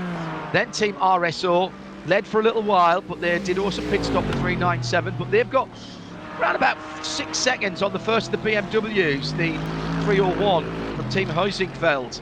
Then Ad Hoc Game, he's only another 2 seconds further back. Fabio Gross in the 369. Bastos Salmon for AVA Simsport in 5th. That's another Porsche. And Michael Schmidt for 4 Motors in 6th. Timo Glock next up in 7th for BAS Hype. So he's moved up 3 places since we last saw Timo. And finally, last but by no means least, SP3T, that's TCR to you and I. Marcel T for Team Huizingveld leads in the 404 from Patrick Gavinci for Core Sim Racing. How many times have we seen those two teams battling it out? T3, Oliver Ackerman, not too far back, another 6.5 seconds. He's only got 3/10 on Lars Ball, the 485 Full Send Racing team. And the top 6 is made up by Nicholas Schneider for Zorg Rennsports and DOT's XE Esports, Fredo Kuhlmann in the 486. That's how it stands, with Alexei Aloma still leading at the front of the field for that bright red Vodafone Team GetSpeed AMG GT3. 6.5 seconds, Bruce Jones in the sunshine as he heads out to the bottom of the run up the hill to the Caracciola carousel. As you say, John, 6.5 seconds. It's a really good second stint for Alexia Loma. Don't forget, let's just go over the he's coming towards, he's halfway around his 10th lap. This car, the Race Leading Get Speed Mercedes, was the last of the front runners. A handful of them stayed out for 7 laps on their first stint. Some did 4, some did 5, some did 6. That is a massive sway. But of course, those that went short to start with, they're going to have to do longer second, third and fourth stints if they want to split it that way. Those that have the option to take shorter final stints, those that stayed out longer. Stay with me on this one, but for Alexia Loma, this is a dream run. Now, as you say, just need to get it between 6 and 7 seconds clear. He's not being troubled from behind. And they've got scope to decide when they want to make those final pit stops. Those who pitted early, their scope is far more limited. It must be said that the longer run at the front, 6 or 7 laps, was definitely the right way to go, as far as I can understand at this point in the race on that first stint. I don't think those that stopped laps are going to be able to shout. But then again, I liked them. It's Bruce Jones.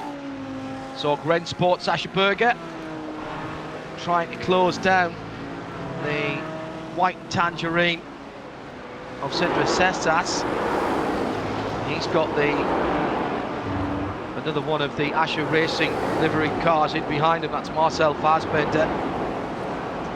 That yellow, very distinctive yellow front end, and then the darker three-quarter hind quarters, if you will, the black rear end of that car. Just 2.8 seconds between them. Off the ground, on the far side of the circuit, one of the 2 or 3 places that you get airborne just as you're in the run up towards the Brunchen area, so Wipperman sort of area. Now through Brunchen. As soon as I get to Brunchen around the circuit, whenever I'm driving, I kind of think to myself, right, okay, yeah, more than halfway around now. You don't relax though, John. No, you can't. Can't, Bruce.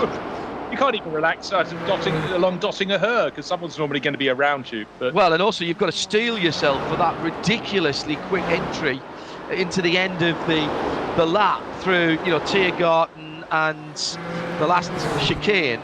It's absolutely, that is take a deep breath, and you probably so as you go through underneath Bilstein, which is, it's a corner, but it's barely a corner. You'd want to turn the wheel as little as possible there, and you just almost look through the corner and let the car follow you with as little hand movement as possible. But sort of as you go on the downhill section there, you take a deep breath, and you probably don't exhale till you're back on the Grand Prix circuit, because that next little 3-4 corner section is so fast, and you have to be inch perfect, because there's literally no runoff there. You almost, in fact, you do aim at the end of the Armco on the left-hand side in the middle of that final chicane, and just work out that if you're going fast enough, you'll actually miss it. And that's basically what you're aiming at. It's an extraordinary end to the track. So you're right, you absolutely cannot let your concentration wander for a moment and think, is this my 6th lap or my 7th? Oh, I've hit the wall. yeah, it's extraordinary that for the Nürburgring Nordschleife, revered around the world, 70+ corners. The fact that for some drivers, and you've just absolutely encapsulated that, the first 23 kilometres, they're thinking about the final sequence of corners. They're going through the previous 68 3/4 turns, and then thinking about that Bremskurve Tiergarten combination, and more importantly, the barrier that literally looks though it's side on across the track as you come over the brow, which is the entrance to the final corner. It's bad enough for on your own, but in a group of cars, and we've seen it, have we not? A couple of rounds ago, the first 2 cars colliding final corner on the final lap. So it's always a factor. Now, just looking to see who's really flying, but Alexia Loma doing he's just banged in an 8-minute 2.2, just a fraction of a second, about a tenth of a second off the fastest lap of the race. So his tyres are working well for him. He's, again, just under 7 seconds clear, but certainly looking settled, and they'll be so pleased they did that 7-lap opening stint. It gives them all the scope I think they require for victory. Timo Glock has Stefan Ebert right in his wheel tracks at the part of the track we were talking about. Look how late Glock is on the brakes there. You see the brake lights flash on from the leading BMW M4 GT4 of that pair, he was well into that final chicane. So you go through the left-hand part, you're climbing up, so the hill does help you. So you go through the left-hand part, you're still hard on the throttle. It's really hard to do that. And just as you're coming to the apex of the right hand, you sort of get on the brakes. You can't jump on the brakes. You've got to build up the pressure and then push it a little bit harder and then a little bit harder, and then you're down through the gearbox for the rest of the corner. It is really, really difficult corner to... Now, you can drive it slowly very easily, Bruce, but if you're not going to lose time or even make up a bit of time there, it's super committed, isn't it? Just depends who owns the car, John, really. How much you like them. Yeah, who's got dibs on the payment plan for any who's paying for the china, as we used to say when we were playing cricket in our younger days, and somebody put it over someone's fence. Is it pay for your own china? The greenhouse. Yeah, greenhouse on the shed window. Who is making moves. Very impressive couple of laps from Niels Koch. He's still down in 6th place overall for Team BMW Bank, but he's cutting into the lead. He's half the advantage that Max Hoffa has in the Phoenix Racing Audi in 5th, but it's just who's got tyres that are sweet. In fact, that was the fastest lap of the race last time around. No, second fastest. Sorry, I beg your pardon. That still stays with Christian Cronjes. 8 minutes, 2.002 seconds is the fastest. Think about that. 8 minutes flat, effectively around 24.15 kilometres. And they're not straight kilometres, are they, John? No, not at all. Not at all. Good to see some of the other competitors around the circuit in these very accurately modelled different categories of cars.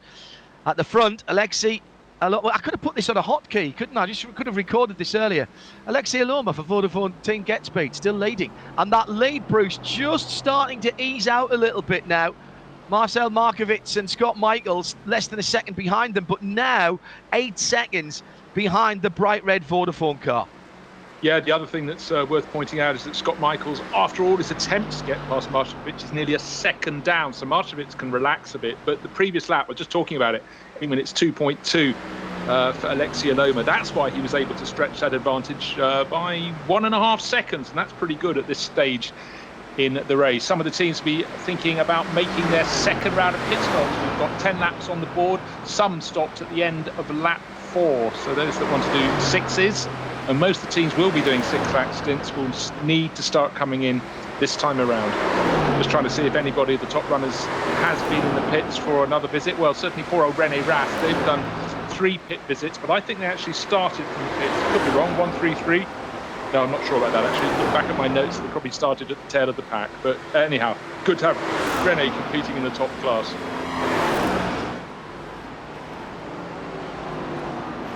Yeah, just over 8 seconds then.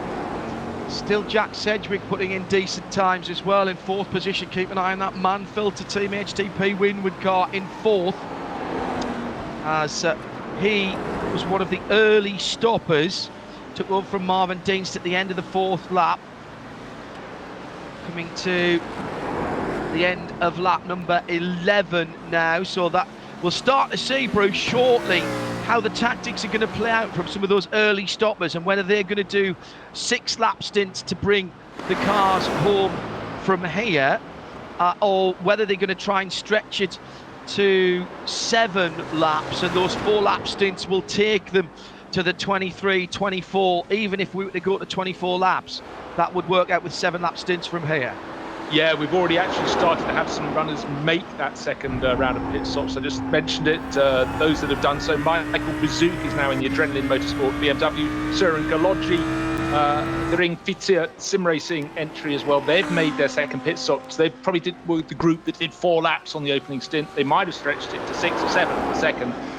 They're now down outside the top 10. Still waiting for a show of hands from Alexei Aloma and GetSpeed Racing, but 8 seconds to the good. That's such a nice cushion for them to use. But they've already sort of effectively rolled the dice by doing that 7-lap opening stint. That's just space they need. I do like this change of, or this variety of tactics, in the same as we've got a variety of manufacturers at the front. Marco Bortolotti sitting in 8th position in the 88. for E-Team WRT, running their real world colours as well. He's got about 10 seconds behind him and about 12 seconds in front of him. So he's in isolation in terms of his class position at the moment, but you never really have a clear lap, seldom have a clear lap, other than the first lap here at the Nürburgring Nordschleife. The advantage in sim racing, of course, that we have is there are only 50 cars out there, not 170, as we probably 150 to 170. I think the upper limit now, even for the N24, has been capped at 170. First year I was there in 2007, which was this weekend in 2007, interestingly enough. We started 229 cars. It sticks in my memory exactly. It was the weekend after Le Mans, and it was the weekend before Le Mans, and it was 229 cars. And I remember it was this weekend because it was my first wedding anniversary, having been married in the week of Le Mans the previous year in 2006. 14 very happy years celebrated this week, and believe it or not, the first time that we have been able to celebrate our wedding anniversary in our own house. First time we've been at home. Well, everyone wants a sort of summer wedding, but we do forget that motor racing tends to happen in the months where the sun shines. Perhaps you could always have it in your own house if you did it in the end of November, but we don't think like that, do we? Yes. Looking to see who's making the moves. The Mahler Racing Team, 13th place overall, will impressive. Rise when the pit stops come to be. Yeah. Don't forget, they're the championship leaders. They started at the tail of the pack. They may well come on strong. Alex Arana, who's racing here, he's also doing the virtual Le Mans this weekend. He's got a lot to do, but he's been putting in some decent laps. But it really is, how should we say, recovering from a disappointment. Start at the back. You can't just drive to the front, however good you are. And Alex partnered this weekend by Sami Matti-Trogan, so he's got probably one of the other quickest drivers in the field. Yet it just goes to show you've got to pick your way up through the field, and that's not easy on the Nordschleife at all. And in GT3 they started 21st out of, I think, the 21 starters. And though they're trying to fight back, it's a really, really tricky one for them.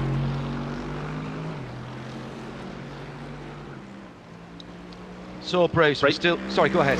I was about to say race leader into the pits. That was Alexei Loma. Of course, he'll have to hand the car over to Fabian Schiller, but it's still Alexei's name on the screen at the moment. But now Jack Sedgwick leading the race for Team HTP Filters. Yeah, that's a good run by these guys. They've used the pit stops very well indeed. So Sedgwick leading at the moment.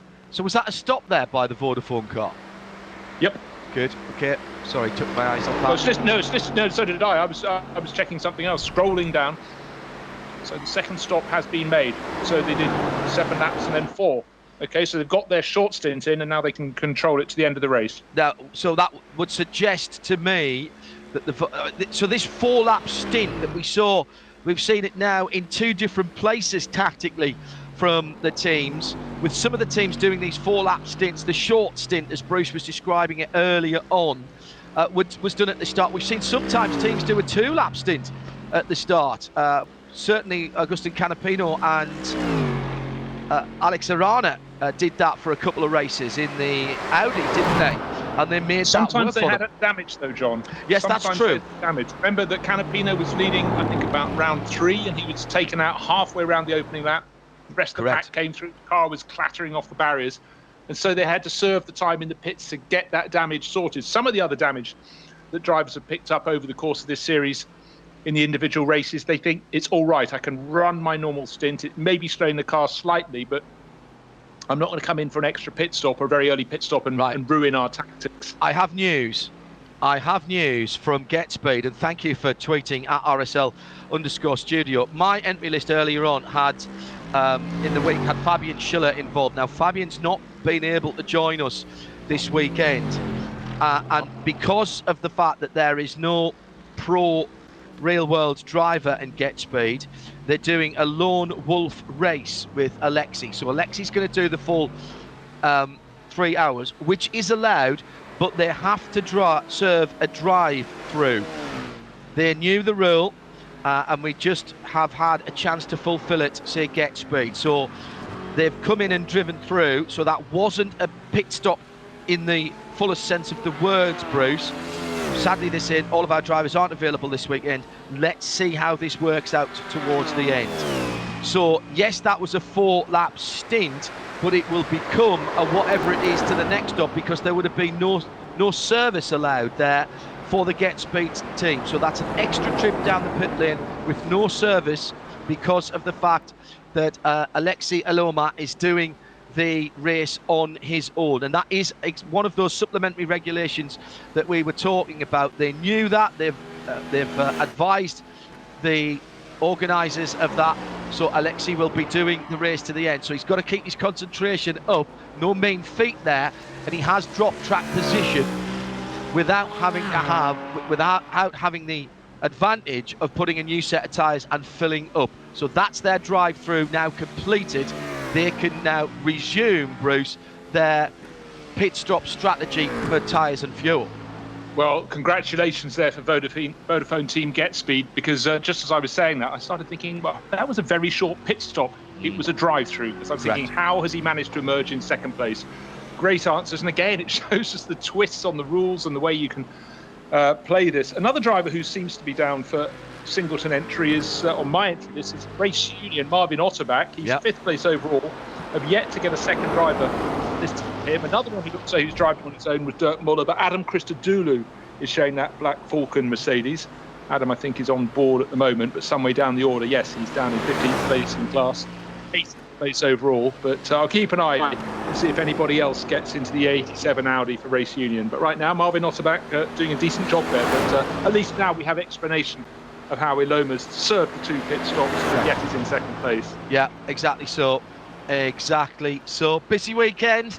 We're calling it our best of both worlds, Saturday and Sunday, here with the DNLS, looking at surely the most challenging circuit, whether in virtual or real world, and the top drivers competing in round 6 of the DNLS powered by VCO. This is the H&R 3-hour race as part of the championship, which runs through till October this year in the virtual world. The Mann-Filter car leading at the moment, Jack Sedgwick's a little bit of damage on the front right-hand side of that. We've got full metal or perhaps full carbon racing coming your way as well this weekend. It's already got underway at Portimao. You can catch up with it at the end of this event via our player, and then join us for live coverage into the evening hours and the darkness at Portimao at 7 o'clock UK tonight. You talk there of the damage on the front of Jack Sedgwick's number 48 Mercedes. Don't forget he had that really fearsome battle in the opening laps, really close with a Schnitzelarm car when Marcel Marcevic was in front of him. And we also thought that Marcevic had hit the back of the 34 BMW, the Walkenhorst car that had Christian Cronjes on board. It got very, very close, 3rd back to 7th place. Cronjes worked his way forward, nearly challenged. Well, he did challenge. He got half a second off Alexei Aloma. But right now, the 34 BMW is in 6th position overall. Good early laps from Scott Michaels, but he's backed off a little bit. In fact, he's just served a second pit stop, as he also had a drive-through penalty. I'm trying to work out the times. Yes, on elapsed time, he could have done a second regular pit stop for the Walkenhorst BMW. Keep an eye out for that car number 34. But leading the way, it's 48, it's Mercedes. Merkel bought a lot. Sorry, go ahead. Go. No, yours. Has Merkel bought a lot? He lost his rear screen on that Audi. It's from the Helicam shot. The 88 Audi from WRT. Let's take a look. I'll have a look at that next time. Yeah, well, he's not near anybody. He's not fighting with anybody that could have led to. He's 5 seconds down on Niels Koch in 4th place. Now Iloma back in the pits. Sedgwick in the pits as well. 1st and 2nd in pretty much together. Right, well, that then, in terms of stints, works very nicely for the Mann-Filter car. It was a 4-lap stint at the beginning for Marvin Dean. Sedgwick's just done 7.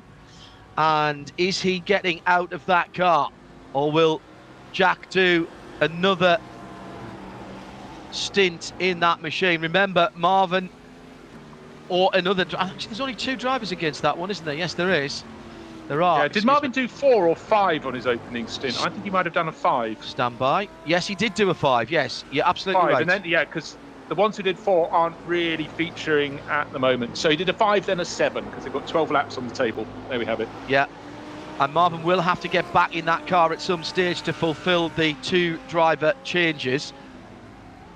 That's part of the regulations as well. No driver can do more than 2 hours of the 3, and you must have 2 driver changes. So you can't just have one driver do 2 hours straight through and then the other driver do the last hour. The get speed car in the pits as well.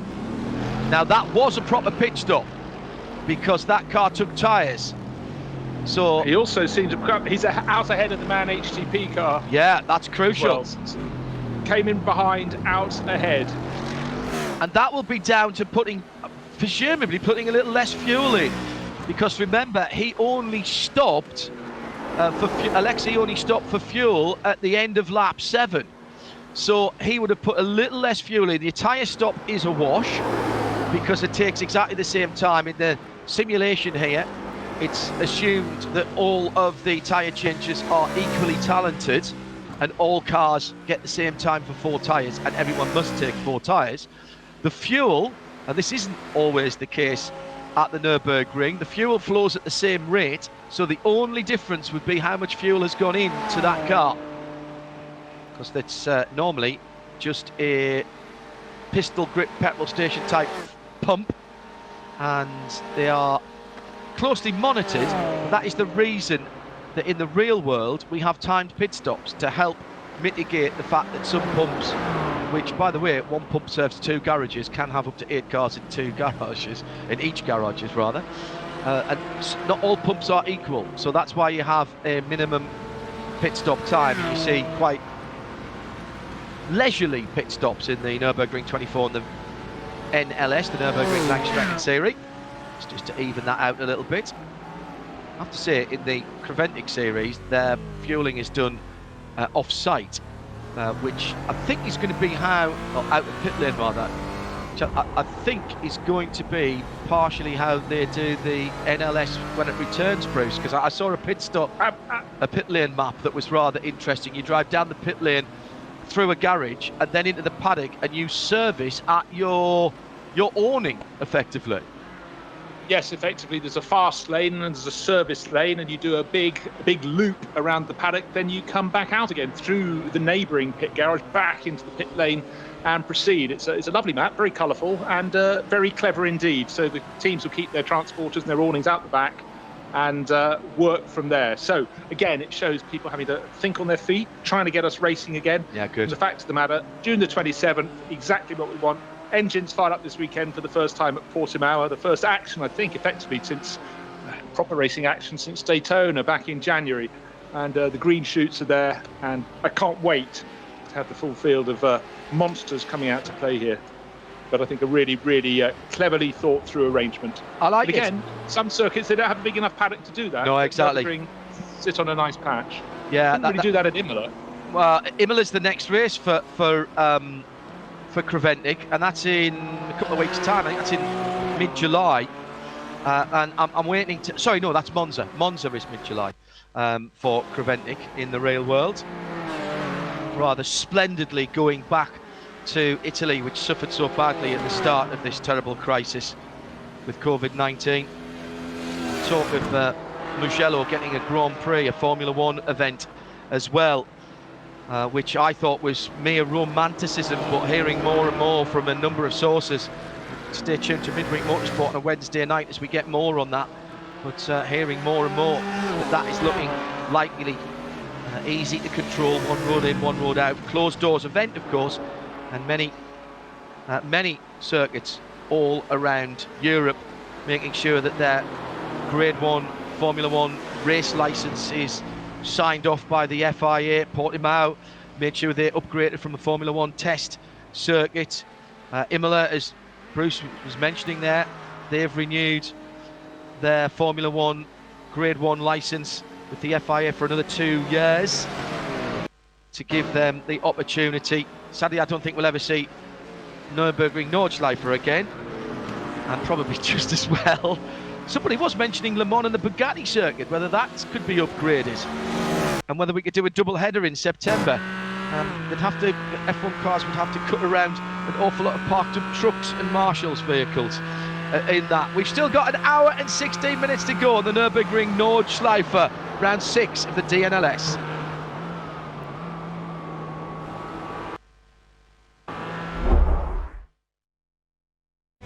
Alles begann mit 2 Freunden und einer Vision.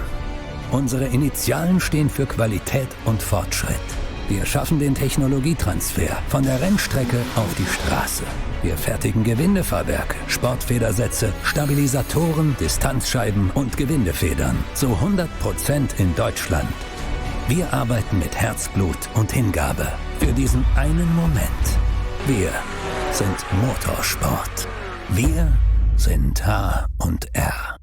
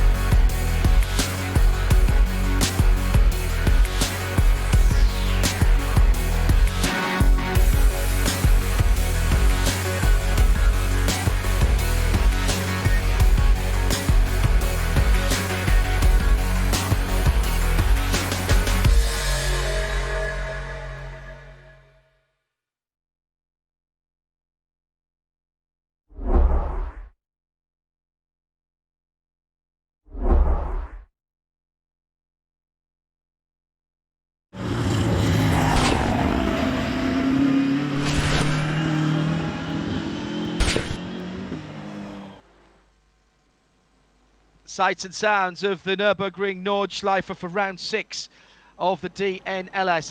Here's how it stands. Team BMW Bank are leading after the latest round of pit stops. The 107 car is in the hands of Niels Koch, with Mirko Bortolotti nearly 30 seconds behind in second for the Audi of E-Team WRT. That's number 88. But it's all mixed up at the moment because the strategies, it looks like somebody has just basically decided to roll the dice at the moment with the strategies as it stands. And in fact, even as we're looking on the screen, that is not what I've just given you, as the timing screen is updating itself as we go through. So I've got BMW Bank ahead of Team WRT, then Waltenhorst, then Schnitzelam, then Vodafone, then Manfilter, then Phoenix, Waltenhorst, Adrenaline, and Race Union for the top 10.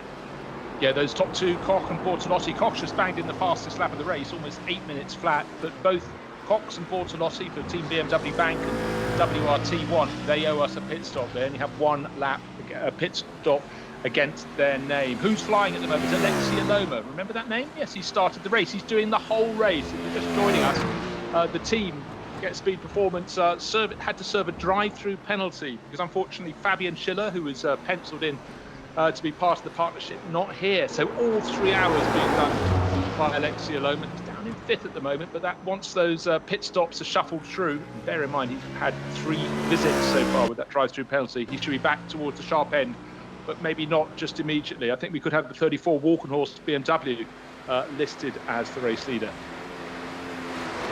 Best of both worlds on RSL and our network of audio and video channels. Great digital racing on the most challenging circuit in the world in the Nürburgring Langstracken Series. Now with this the 6th round of the championship powered by VCO. What a great job they've done organising this and putting the regs together to ensure that we have real world and sim races together. Really great idea. been picked up by a lot of other events and championships as well. It is undoubtedly the way to go.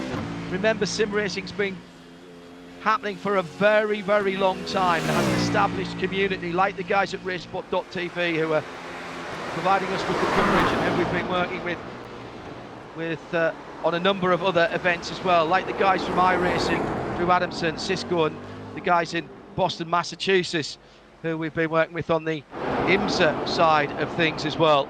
Well, that hasn't sprung up overnight. It hasn't sprung up in the last 3 months when we've had no real world full metal racing, as Bruce Jones has termed that phrase. No, that's been going for years, over a decade at the very highest level. And it's good to see some of the big names being recognised now, with BMW using the likes of Alexander Voss and Lauren Heinrich to tutor and mentor their real world stars. Katzberg, Spengler have all benefited from help from those guys. We had Maxi Benecke, 10k Benecke racing in the digital 24 hours. Oh, bit of side-by-side action there. Zorgren Sport, the Avia car, sort of muscling its way through, heading up the hill on that insanely quick part of the circuits through Klostertal and heading up towards the Steilstrecke, the bottom of the hill for the Caracciola carousel. So full-blown top quality digital racing now, and then over the rest of the weekend the 24 hours of Portimao with the Creventic series underway now. Johnny and Nick looking after the early parts of that. At the moment, you can catch up on that with our video and audio players at the end of this race, and then join us live from 7 o'clock tonight on RS1 and RS3 plus sound and vision as well. BMW, Timo Glock into the pit lane. Timo driving one of the brand new BMW BMW M4s. That was the BS Hype car coming in fourth best of the BMWs at the moment, but they are running in a class with the Porsche Caymans, and the best of them is Fabio Gross in 5th position in that SP10 GT4 class. Good to see a bit of variety in the GT4 category, and you know, well done. You've got to say well done to iRacing for continuing to improve and putting out another update recently. Yeah, no, it's fantastic, and it goes to just show that the evolution is so super quick. And for BMW, who obviously I've just sung their praises pretty much every weekend for the way they handle their the sim racing, they've really taken to it in 2020. Another string to their bow, not yet on the pace those 718 Caymans that are holding down the top 4 positions. But I must say, Fabio Gross has been putting in some very decent laps. As I say that, his previous one wasn't very good, but certainly the class of the M4 field, 13 seconds ahead of Andrei Rajkovic for Team Heusingfeld. And have you noticed, John, how a lot of the teams in this event have teams in the various different classes? So it just shows that they're providing plenty of scope for their customers, if you will. Exactly so. Do you know what? I know I'm kind of getting used to seeing it again now, but I still sometimes forget what a lovely, what a classically proportioned car the Z4 was, with that long bonnet. We still have that sort of classic Grand Tourer design in the AMG GT3s and GT4s, but it's easy to forget that the BMW Z4 had that same set of proportions, Bruce. No, entirely, John. But also one thing I've noticed through the course of the digital NLS is the fact that you often think, how come the Mercedes always seem to have a bonnet that's slightly knocked up? And I think if you have frontal contact in an Audi, the R8 LMS, it seems to stay together a bit. But with the Mercedes, you just see part of it knocked up, and the BMW's, again, a long snout, not quite as long as it is on the AMG Mercedes.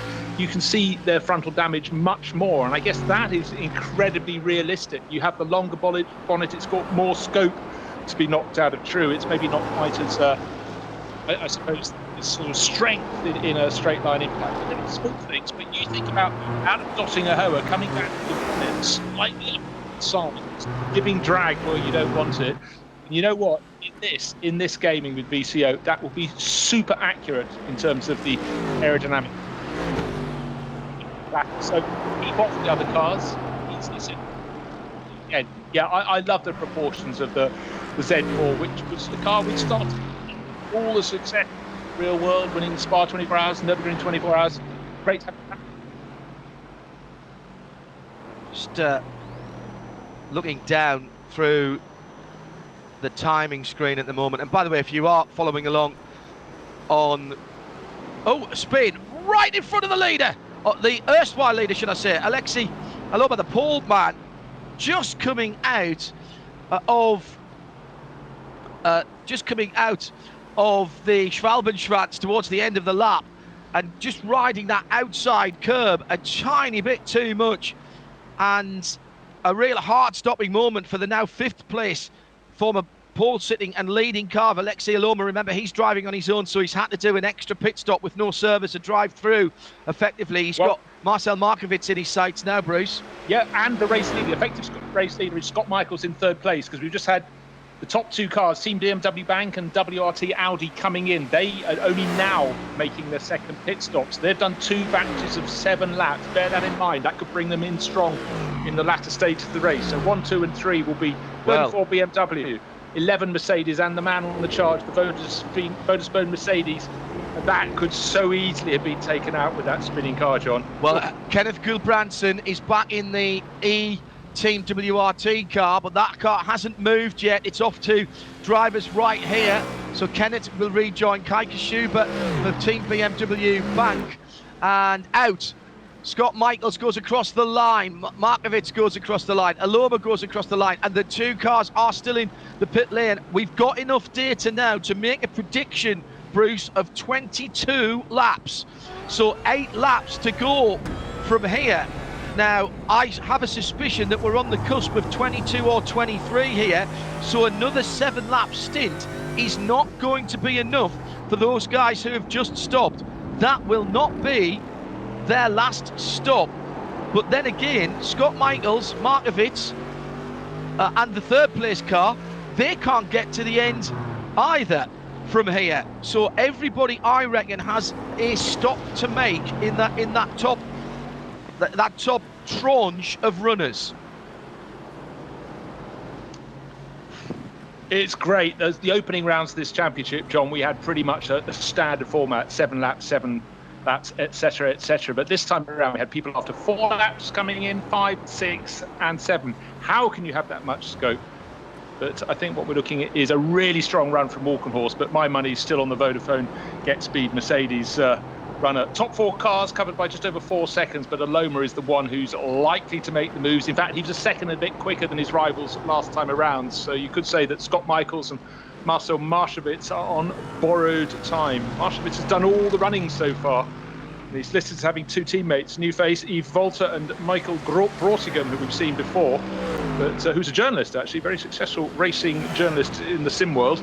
But you'd have to say that Alexei Aloma, we know what he can do. He's shown it in the first 2 hours of this race, and he's only 4 and a bit seconds off the race lead. He's sitting very pretty, John. Well, I still can't work out who's actually got the advantage here. I suppose you'd say whoever makes the shortest laps pit stop. You know, that we've seen, haven't we, just how much difference, Bruce, it can make depending on how much fuel you have to put into the car, because that is an absolute.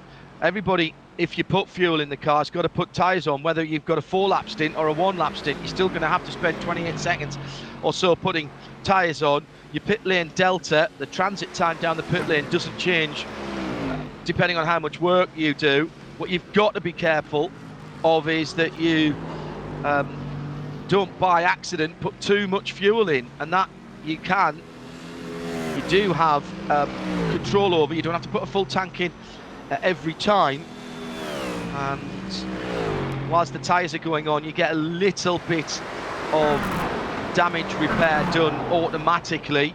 But again, make sure that you haven't got fix-all damage on it, otherwise you could be sitting there for minutes. Talking of damage again, John, just looking at the nose of Jack Sedgwick's HTP Mercedes, you can see that bonnet on the yellow Mercedes just jacked up a little bit, only a small amount. We've seen far worse in previous events. That might not be enough to trouble him, but it could be a little factor on that long run from Duttinger up that lengthy straight, the one real straight on the circuit here. He's trying his best to catch Kai Kashuba, who's just come out for the team BMW bank car. This is a car that was running different tactics to the others. Ran a shorter first stint, is going to have to do the longer latter stints, but here we are. We have just over 1 hour remaining in this race. It's closing up, but, well, let's see. Top cars coming by, well, nothing. 3 3/4 seconds, so it is closing, but the important thing, I think, is Alexia Loma getting closer and closer to the lead of the race all over again. If you look at effectively how much time you lose by pitting, it's between, depending on how much fuel you put in, because again, you can't stop and put fuel in without putting 4 tyres on. That's the regs. It's somewhere between 38 to a minute, 38 seconds to a minute, depending on how much fuel you put in there. Probably a little bit more, 40 seconds to a minute. If you go a minute from the leader, that takes you down to 9th position. So in terms of a pit stop gap, now obviously you're not going to get a full pit stop gap, because I don't think anybody can go to the end. I'm just having a quick look at the strategy at the moment.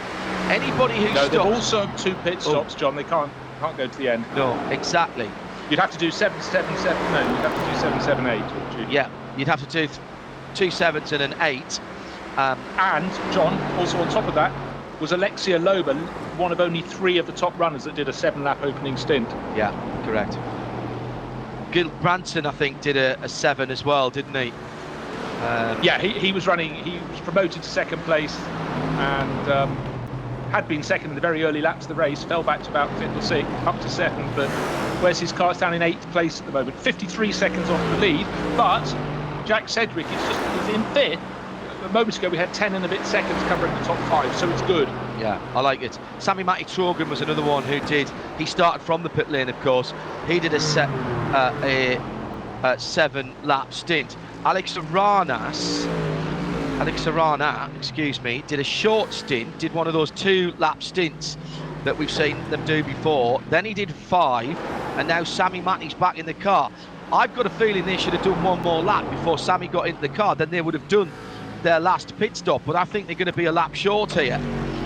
Also just done a pit stop was the Adrenaline, and they've done their 2 driver changes. Gilbranson and Bertolotti, yes, Gilbranson's back in that car, so they've done their 2 driver changes.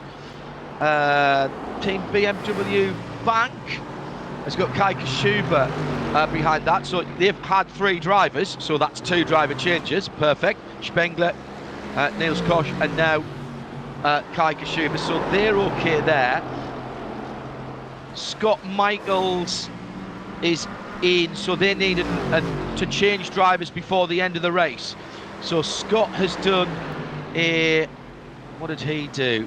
Did he do a 6 or a 5 lapper, I reckon? And he's now on his 2nd stint. Yeah, he's on his 2nd stint, so he needs to swap out and get somebody else in to the end of that race. Now what they could do if they're clever, Bruce, is go maybe 1 or 2 more laps with Scott and then make their last pit stop and do a 6 or a 7 to get to the end of the race. Still predicting here.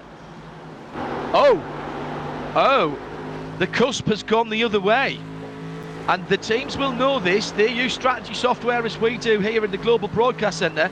Now predicting with 57 minutes to go, 21 lap race. 21 swung the other way. It swung the other way. All right, 21 lap race. Well, that really is interesting, and I must say, for Get Speed Performance, with that long 7-lap opening stint, means their latter stints can be shorter than their rivals, which is good news for them. Just wanted to check whether another team is running just the 1 driver. It appears the Race Union Audi team down in 9th place have nobody else but Marvin Otterback, so he's going to have to do a drive-through penalty at some point. It's already been served with a similar offence, if you will, for Alexia Loma, but his car's rather better placed. That's in 3rd place, having served that drive-through. Top 3 covered by 2.2 seconds over the start-finish line. It's Scott Michaels, and in the same shot, the bright yellowy-green Schnitzelarm Mercedes, Marcel Marcevic, and Alexia Loma. Almost impossible to see the Get Speed Performance Mercedes under his rear wing, so it's BMW leading the way from a pair of Mercedes. 2.1 seconds now, first through to third place. Cracking stuff. And this is where it's, it is unraveling now. It's like when you watch a 4x400 meter relay and everybody starts in their lanes with a stagger. And I always remember David Coleman, the brilliant athletics and football commentator. At the halfway around the second lap, the stagger starts to unwind and you start to see things, and then they break for the last couple of laps and they're all on the inside. Well, what we're in now, we're seeing the tactics unwind, Bruce, as we now get to where almost everybody has another stop. But how close it is, it's gone back up to 22 laps again at the moment. So this is all going to be about the pace at the front of the field. I thought we were on the cusp between 22 and 23. It appears we're on the cusp between 22 and 21 lap race. That would make it one of the shorter races that we've seen. But in this heat, you can understand why the pace hasn't been there throughout these 6-7 lap stints, and nobody's gone for an 8-lap stint. No, but it must be said, what we've seen very clearly last round 2 weekends ago and now is once the track temperature goes over probably the mid-30s, and both races has been over 40 degrees, tyre wear is it really falls away. They don't have the options they had before, and that's making it all the more interesting that Get Speed Performance managed to do that 7-lap opening stint. It really gives them a helping hand. The latter stage of the race, they can afford to do a stint that's a lap shorter than their rivals. And in terms of tyre life, I think that's going to be massive. But right now, Aloma has got to get ahead into second place of Marcel Marchevitz to make his life easier. I'm sure he can still go on to win from where he is. Scott Michaels isn't pulling away in the lead of the race. He's just under 2 seconds clear of Walkenhorst in his BMW. But in terms of just keeping things safe, and don't forget, Alexei Aloma was nearly taken out by a spinning car, about 3 laps ago, John? Yes. Things can happen. You've got to eliminate, in the nicest way possible, as many of these variables as you can. Right now, I think Aloma, for his peace of mind, needs to get past Marchevitz. But this is the best race we've seen from Marchevitz. Really strong for Schnitzel. Yeah, still just a little over 53 minutes to go, and the strategy software working overtime at the moment. I'll keep an eye on that. Remember, the white flag comes out when the clock hits 0. And this, we say this at every one of these races, Bruce, but this one could be so important, particularly if you're one of the teams that have done at that point 2 7s and are halfway round your 7th lap in your 3rd stint. If the white flag, if the clock goes down to 0 and the white flag therefore comes out, you'll get the checker when you come to the line. I'll tell you what though, John, if I was halfway round my 7th lap in the 3rd stint and the team hadn't let me know which way it was going, I'd be very cross with them, because by that stage even I would have worked out what's happening at the front of the race, how many laps it's going to go to. Just one thing I want to flag up: Kai Kashuba, 3rd driver in the Team BMW Bank entry that was started by Bruno Spengler, some really quick laps from Niels Koch, setting the fastest lap of the race, is really catching those in front. Top 4 cars covered by 5 and a bit seconds now. So Scott Michaels leading that Walkenhorst BMW. Little gap back, just in fact it's gone out 3 seconds. Oh, side by side for 3rd. Yep, 2nd and 3rd really close, but catching both. Kai Kashuba 2 seconds down on that battle for 2nd place. It's getting tighter and tighter. Yeah, absolutely. Sorry, that was the Get Speed car that was side by side, not 3rd and 4th. You were talking about the battle that is further up the road, just a couple of seconds between those two at the moment. The BMW of Kai Kashuba and Marcel Marchevitz. The Get Speed car is ahead of that. There he is. Then look at the draft. Marchevitz goes through. It was side by side for 2nd and 3rd, not 3rd and 4th. And heading up the hill, that is a very powerful manoeuvre there. Up through close to Tal from Mulkurve up that hill. That is really positive driving That's a power move. That's a power move. That's what we call commitment with a capital K. It was just it needed both of them to be complicit in that, and you had to respect them because the positions had been reversed and then were reversed and they were reversed again. And then there's traffic up ahead, side by side they go all over again. It started off with a great move from the Get Speed car, Alexei Aloma. There was a slight mistake by Marcel as he came out over the bridge and he put his wheels on the grass coming up the hill from over the bridge, which allowed, by the time that they got to Bergwerk, the red Mercedes ahead. So Bergwerk, it's all climbing up the hill, super quick up here. You want to put as little lock in as you can through Kesselchen and up towards the Moon curve and then Klostertal. And the second of those cars, the Grello Mercedes, as we've been calling it, just getting the draft and going through. That is what I like to call racing room, being asked for and giving. That's really respectful driving, that, from both there, Bruce. It's one of the best moves we've seen. This is the 6th round of the championship. We've covered rounds 2 to 6, and that was two drivers who are now completely comfortable with racing in this championship. But these are two regular sim racers. Just got to be stressed. They've been doing it for far longer than the pro racers around them. And I think that's why, particularly Team Get Speed, more than comfortable having Alexei Aloma do the whole race. Running second, third place, whisker down on Marcel Marchewitz and the Schnitzelan Mercedes. But you have to say, they've also served a drive-through penalty. That's how good to get. Yeah, good point.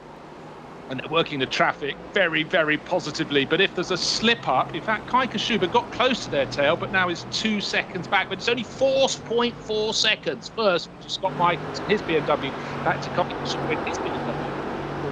It's getting tighter and tighter. Jack Sedgwick set some good laps early on. He's not quite able to with them. He's 11 seconds now. So yeah, 11 seconds to top 5. Not too bad. It's Bruce Jones, side by side again. This battle for second and third. Alexei Alona just gets the nose of the red Get Speed car ahead. He's got the left-hand kink coming, and there's traffic as well. Might be able to use that as a bit of a pick. Oh no, I think Marcel got a little bit of a draft from the slower car ahead, and he eases back into the lead as they get to Bilstein and the crossover bridge. Now down through the hill. Watch for the red lights, the brake lights coming on from the car ahead. Still flat, and only now braking as they head into the middle part of that wonderful end to the race lap here at the Nürburgring Nordschleife onto the Grand Prix track. More traffic ahead of them. That's the race leader. That's Scott Michaels, the traffic you saw. Is it really? That's the BMW, is it? Yes, it is. Only 2 tenths ahead. I didn't quite pick up the fact that that was the Valkenhorst car. So has Scott had a slightly slower lap? Oh, no, you're talking tenths of a second. What happened was the mistake early in the lap where Marcel Marchewitz and Alexei Aloma changed positions before it changed back again, which allowed Scott to get 3 seconds clear, but he only lost a second to them on that lap. He's not fallen off the cliff yet. Well, Christian Cronjes has to get back into that car, or another driver has to get back into that car. Scott has done a 2 6-lap stints now, hasn't he? Or a 6 and a 5. They came in on lap 5, and we're on lap, waiting for Sam Michaels to take over. Sam and Scott paired together as ever.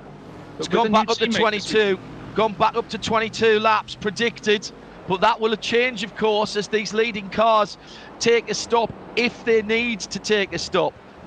That car, the BMW that we're talking about, Bruce, that has to take a stop because it can't get to the end, whether it's 21 or 22 laps. And it also needs to put another driver in it. So that has no choice. There will be another stop for the Valkenhorst BMW number 34.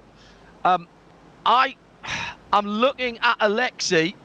I think he might. No, I don't think he can get to the end. Alexei can't get to the end, so Alexei's got to stop as well. The first car that has the chance of getting to the end is Jack Sedgwick, and now I think I reckon that the 107 Team BMW Bank, they've done 7 laps. Kai Kashuba. Yes, Kai Kashuba is the first car, I reckon, if we only go to 21 laps, that can get to the end. Kai Kashuba, and if he's on if he's on fuel save from the moment he got in that car 2 laps ago, then he might even edge 8 laps out of that if he's trying to eke the life out of his tyres. Just remember, Alexei Aloma has made his 3 pit stops, but he did a 7-lap stint, another 7-lap stint. He can do it if it's only 21 laps. He did.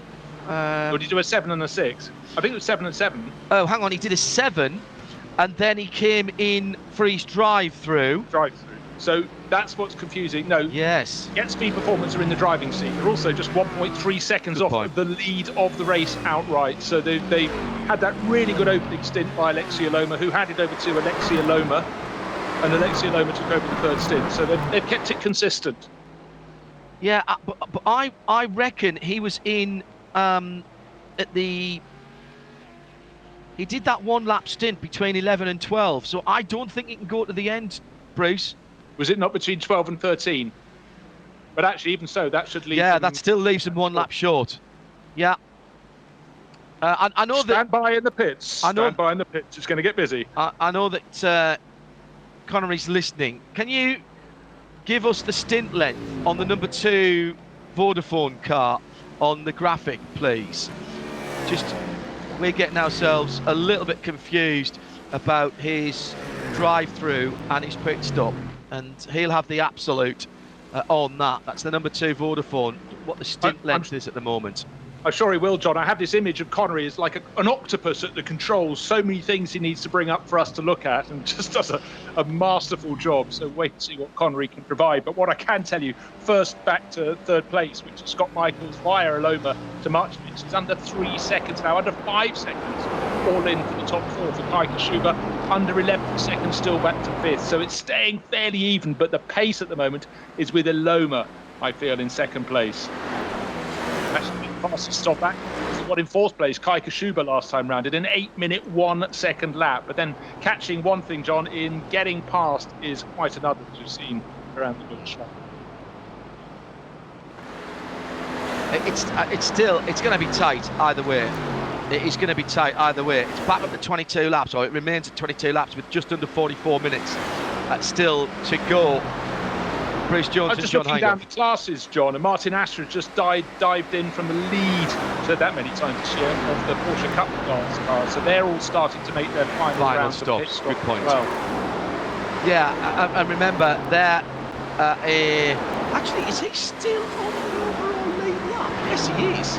That's really good pace from the Porsches today. The GT3 seem to be the ones who've been suffering with the heat.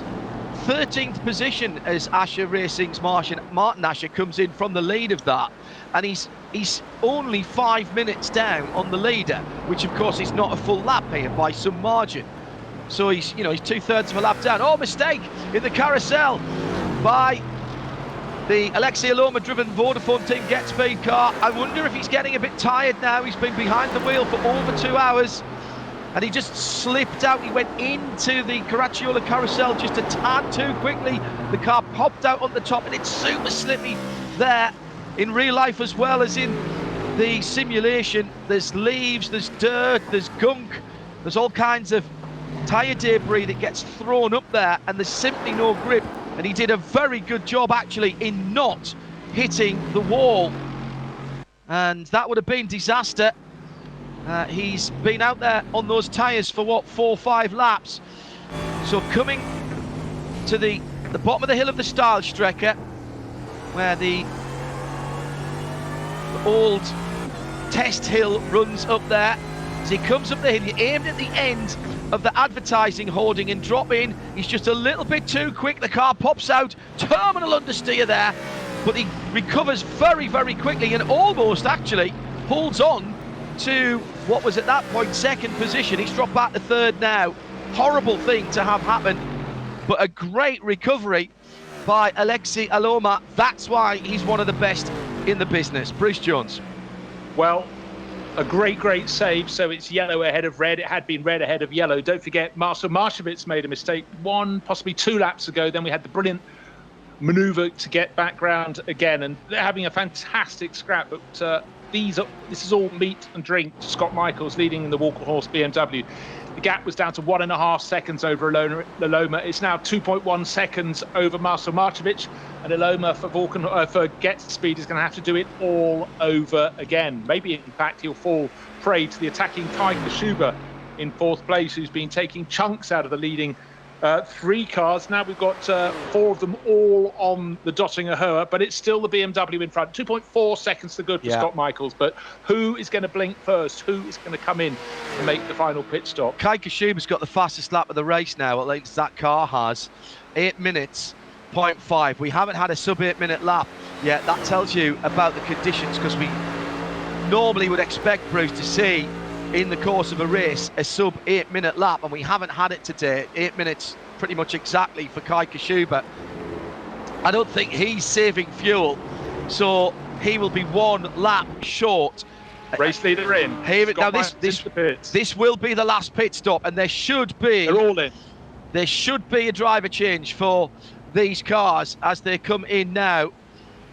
Well, here's a thing as well. I've had Markovic driving since the start of the race. So they are not having 2 teammates, but... Well, is he driving the full race on his own then?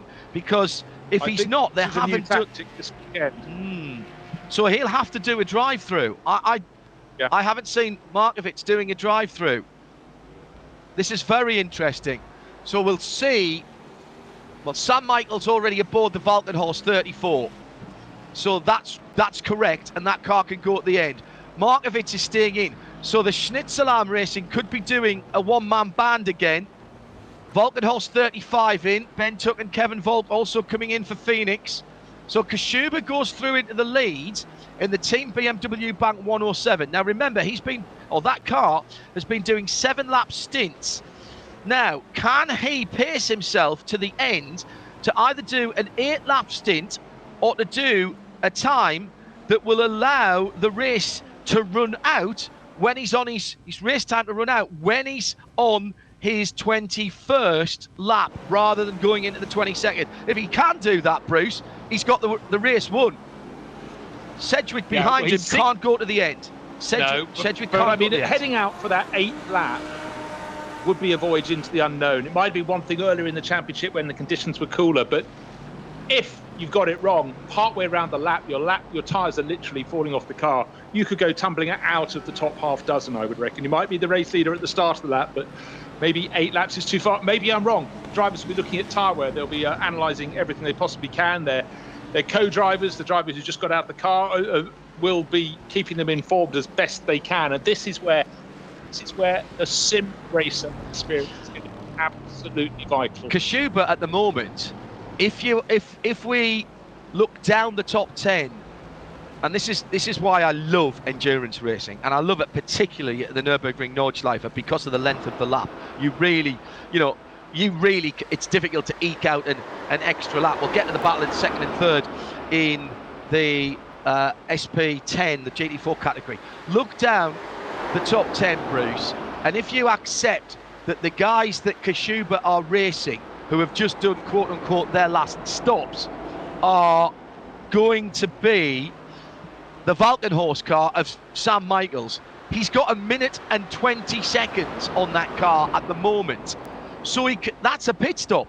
He can, depending on how much fuel he has to put in, and if he's only 1 lap shy, if he comes in with 2 or 3 laps to go, puts a new set of tyres on and a splash of fuel to get him for the extra lap that he needs that he hasn't got in the tank right now, then he might just be there or thereabouts. That Team BMW Bank number 107 might be in with a chance of the win here.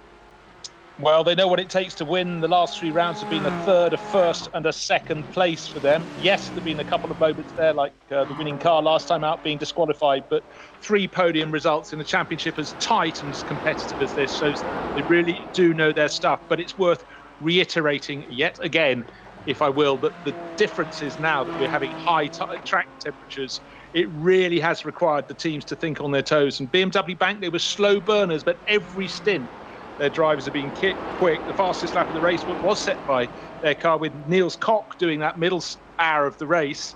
middle of the three. But Kai Kashuba has just been putting in metronomically good laps. Also, metro lap, they're similar to each other, but quicker than all of those around them. So certainly this is a good moment in the race for Kai Kashuba, but really it's what's going to happen. Well, I'd say the next 5 or 6 minutes that defines what happens in this race. Yeah, agreed. And the battles down the field for podium positions as well still on. Zog Rensports, Christian Berg, Tom Valentini, who's been a real star in this DNLS this year. In fact, both of these guys have. We've mentioned their names a lot. We're used to seeing these guys at the sharp end of what was Cup 3, what is now SP10 as a combined GT4 field, with the addition for the first time in this series this weekend of the BMW M4 GT4. But the Porsche's still in the top 4 positions in that category. Sindre Setsas has just come into the pits, so Matti Sipilä will take over the core car. So Christian Berg and Tom Valentini may well be battling for something close to the lead, because they were only 1:65 behind. Now this is an interesting battle, Bruce, out on the Nordschleife at the moment, heading down towards the bridge at Adenauer. It's the Get Speed and Schnitzelarm racing car, 7th and 6th, but this potentially could be for a podium position, and even with the BMW number 34 ahead of them, with Sam Michaels behind the wheel, this actually is almost a 3-car battle for the lead, isn't it? Absolutely so, John. So for Sam Michaels, that's worked very nicely. Took over from Scott Michaels, and again, it's really situation as it was before, that the 3 cars covered by 2 and a bit seconds, 3 seconds. But for Marcel Marshevitz, who seems to be doing a solo run, are we not still waiting that drive-through penalty? I believe we are. Hold on a second, let's scroll across my screen. They've done the 3rd pit stop, but that wasn't a drive-through. No. So I think, unfortunately for Schnitzelarm, much as they've been fantastic on the track, the hard work's been done by the car behind, because that also needed a drive-through, and it was Correct. a while ago during that 2nd stint. Yeah, I agree, Bruce, with that. If he is driving solo, there is a drive-through penalty to be served. Well, first of all, you've got to advise the organisers that it's a solo drive, and at that point, sometime during the race, you have to take a drive-through penalty.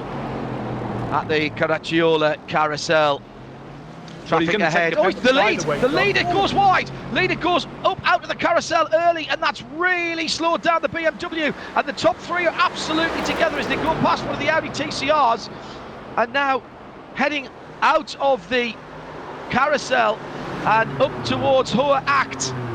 This is a 3-car, 12-wheel train for the lead of the motor race, with just over half an hour to go. We reckon that the Schnitzelarm car has a drive-through if Marcel is driving on his own. If he's not driving on his own, they're way out of it, because they've got to make 2 driver changes. You must make 2 driver changes, and they've made none right now. Go ahead. I was going to say, John, on top of that, he's served more than 2 hours in the car, so he'll get another penalty for that. Well, that's disqual. That would be disqual. So he must be driving on his own, Bruce. So he's going to have to do, yes, a very good point, well remembered. He's going to have to do a drive-through. He must be driving on his own. This is, however, still intriguing. And I wonder how much information then, for 6th, 7th and 8th at the moment, but with certainly, well, let's have a look. Let's see who's ahead of them. Ahead of them is Gulbrandsen. He can't get to the end from here, although they have done their 2 driver changes. He'll have to make, I reckon, 1 more. Can he get to the end? He stopped on 14. Gulbrandsen might be able to get to the end. But it'll be a supreme effort, and it has to be a 21-lap race. Otterbach currently scored in 3rd for Race Union, can't get to the end. He's another driver. Drive through as well, John. I was about to say solo. Correct, he's raced solo. Sedgwick is coming to the end of his stint, and Marvin Dingst will have to get back into that car at the end of this stint. Kai Kashuba could be going to the end, but even if he's not going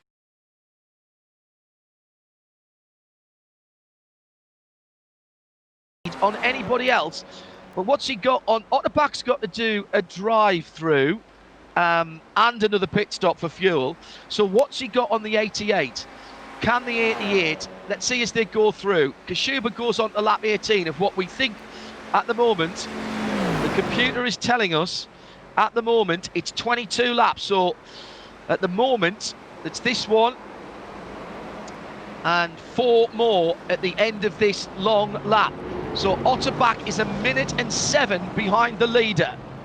So Otterbach has got 1 stop to do at a drive-through. What is Kenneth Gulbrandsen? 1 minute behind the leader, but he's going to be on fumes at the end as well. This is really interesting, really interesting.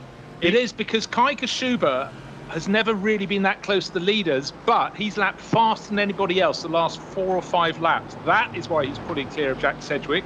7.5 seconds between them, but surely still that final pit stop to come. So Schnitzelheim did get past Sam Michaels, so that's Markovic in 4th, but he's got a drive-through. So the first car that we are absolutely 100%, I'll put the house on it only if the responsible adult would let me, which he never would, I reckon is Sam Michaels, the Valkenhorst Motorsport car, and then Alexei Aloma right behind him.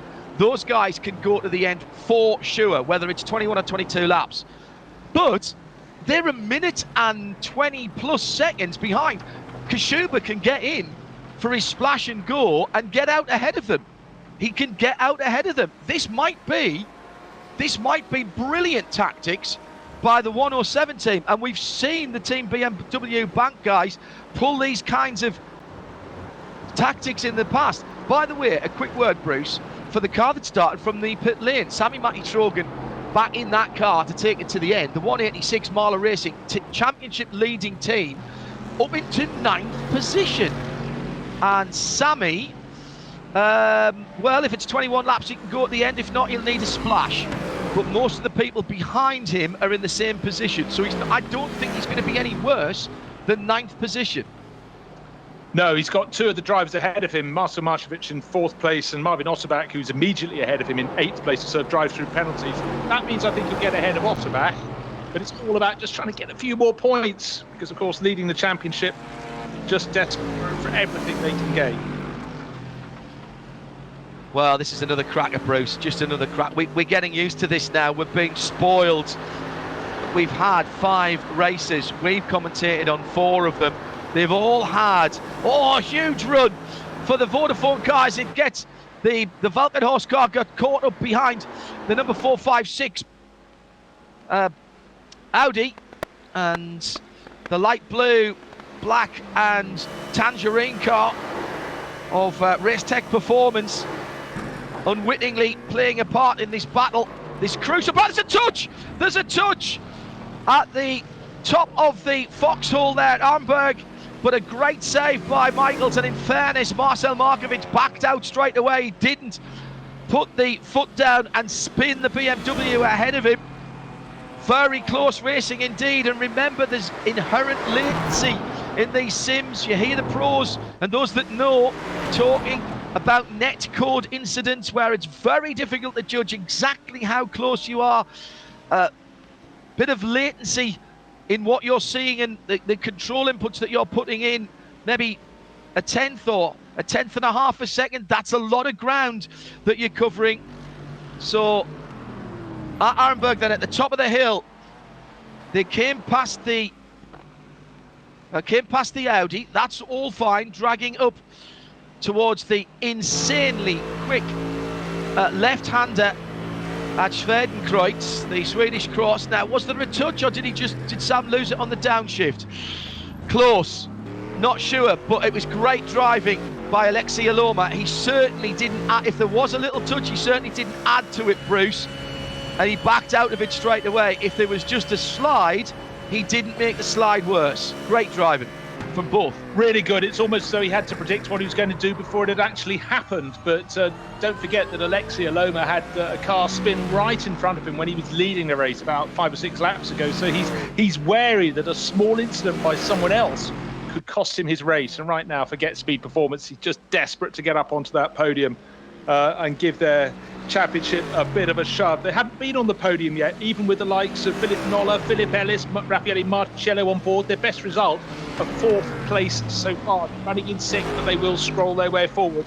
Will they get a podium? Let's see, because at the moment, Kai Kashuba faced by 9 seconds from Jack Sedgwick. It's looking very, very strong indeed for Team BMW Bank.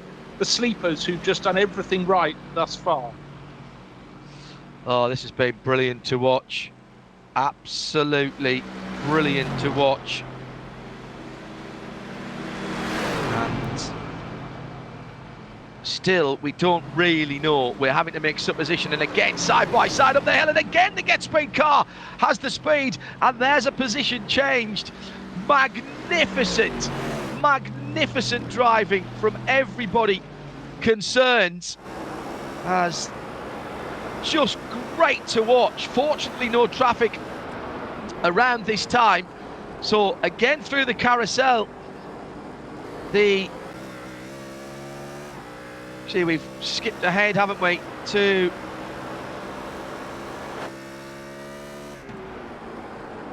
BMW that is leading at the moment, the Kai Kashuba machine. So that was, again, that position was made up on the run out of Bergwerk through Kesselchen and Mulkurve and Klostertal, all of that sort of area, which is absolutely flat in 6th. There's one downshift, and then you're back up into 6th again. It's tremendous driving. Here's Kai Kashuba on the Dottinger Hohe. Now, if this is you, Bruce, and you're leading the race, and you know that the next car that even has half a chance of going to the end of the race is Kenneth Gulbrandsen, and he's a minute back, and really anyone who surely does have a chance is nearly a minute 30 back, and that's the Vodafone Alexei Aloma car. I think you've got to come in and give yourself a chance, haven't you, to get some use out of a new set of tyres, because as soon as you put the fuel hose on, you're going to have to do. I think they're coming in this time around. He's coming in. He's going to do a splash. So it'll be 4 new tyres and literally 1 lap of fuel. Okay, for me, it means Get Speed almost have to go for that 8th lap on this final set of tyres rather than the 7th, because they've been held up in traffic fighting with Marcel Marcevic. Alexei Aloma, he's going to be tired. He's done the whole race so far, as has Marcevic. Marcevic will have to serve a penalty. Jack Sedgwick in from 2nd place. So you talked of Kenneth Gulbrandsen. He should assume the lead of the race in the WRT Audi. That's WRT1.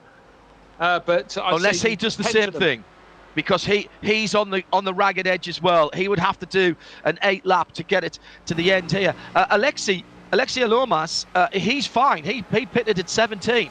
Remember, he pitted at 17 along with the Valkenhorst car and the Schnitzelam car. So they've made their last pit stops. So, and they can go to the end, but they are, a minute and a half back from the first car that came into the pits there. So does Gulbrandsen, does he take the same tactical stop? No, he's going through. I beg your pardon. Body angle as such. No, he's staying on, but he has been running a different sort of sequence. What's his lap pace like? Oh, 8 minutes 7. They're falling away. I think he's saving fuel. Fuel. So Gulbrandsen goes into the lead. He did 7.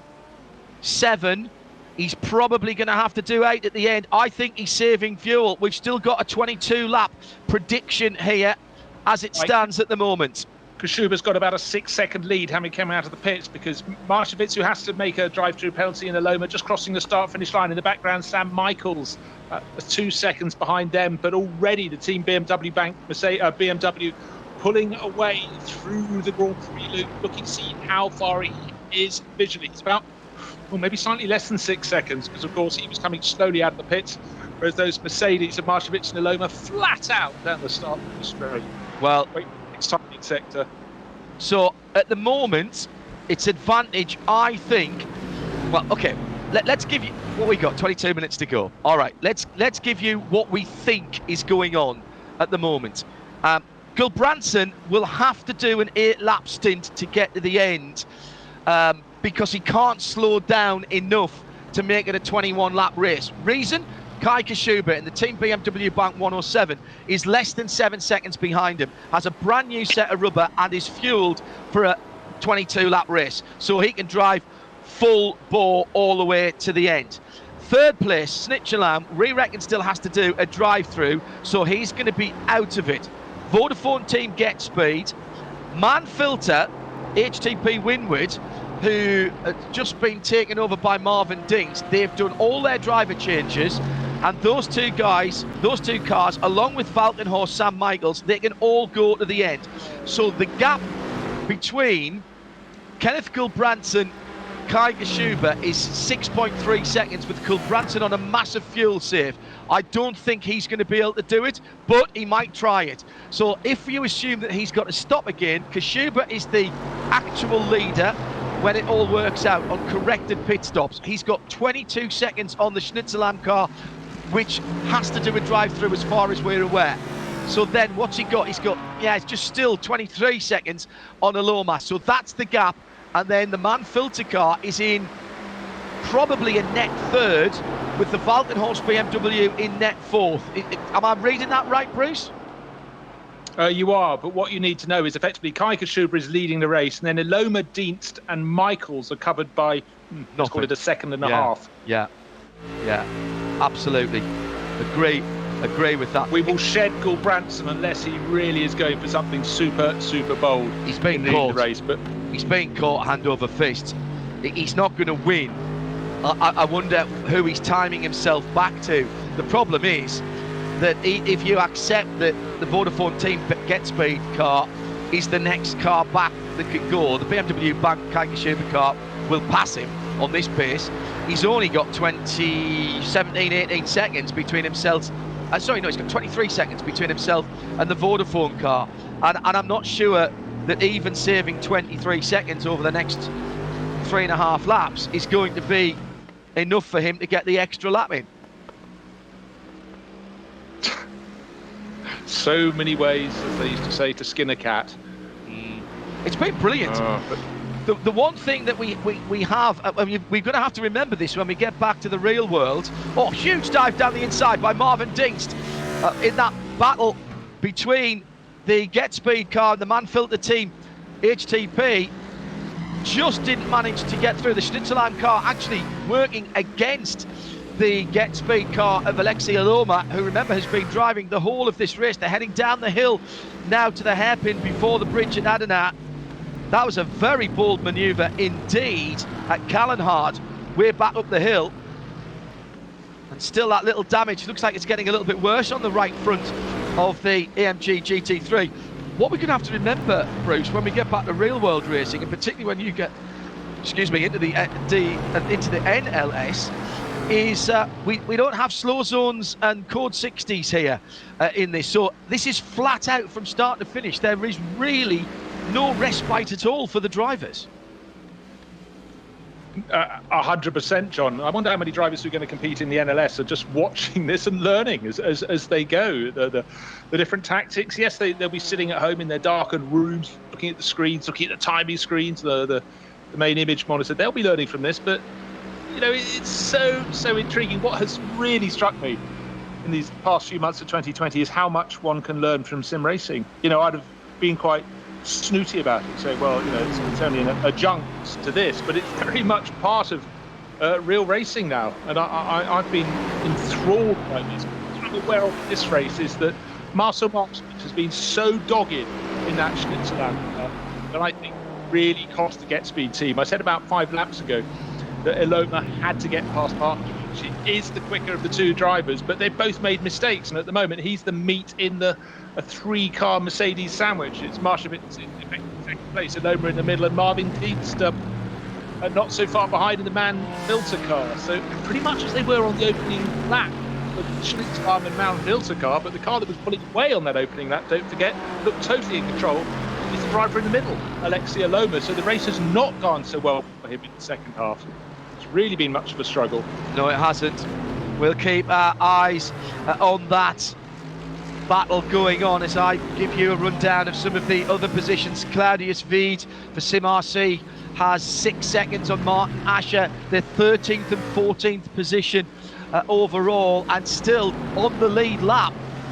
Only half a lap down on the leaders. That's been a really, really fast run from the 911 Cup cars. So 276 from 227. And then about a minute and 50 further back in third, it's Colin Dunker for the Violent Racing machine, and he's got 18 seconds on fourth. As far as the SP10s, it's still the top four are the Porsches. Matti Sipola for Corsim Racing has half a minute on Zorg Rennsport.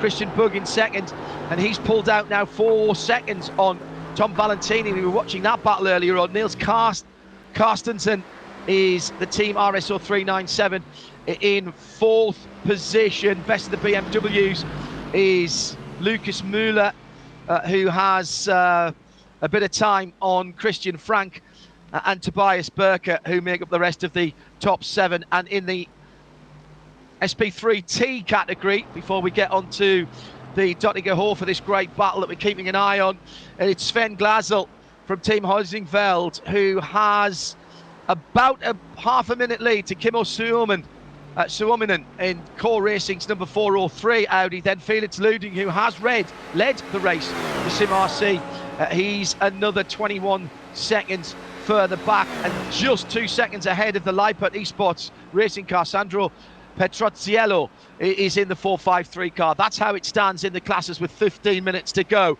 But this Schnitzelarm Racing led train of cars, as through goes Alexei.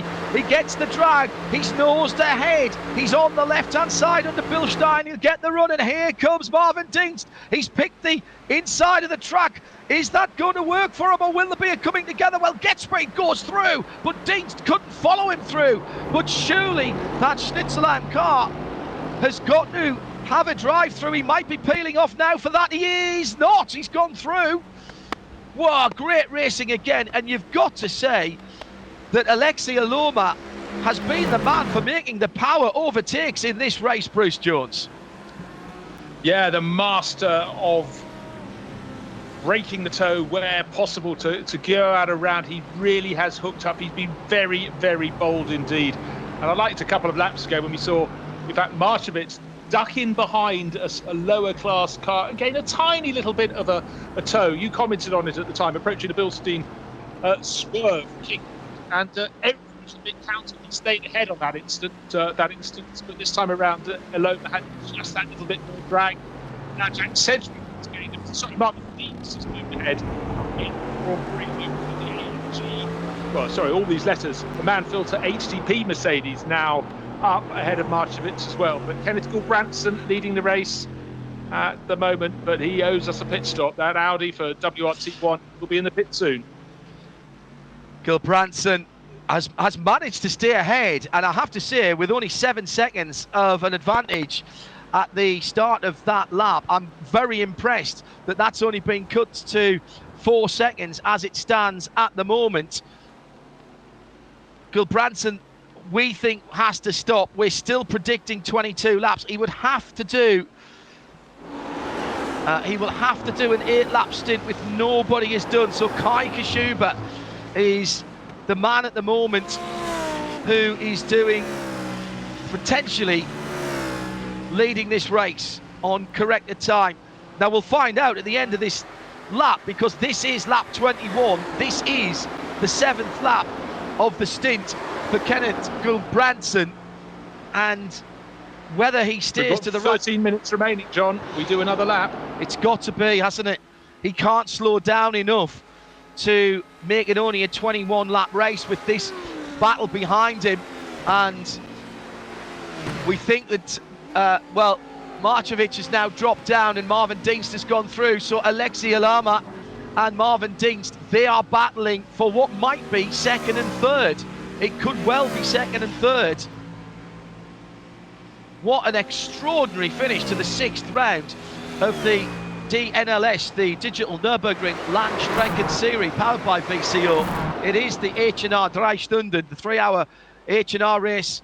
Great to see that so many of the real-world sponsors have jumped in to put their names on these races, exactly as they would be doing in real life.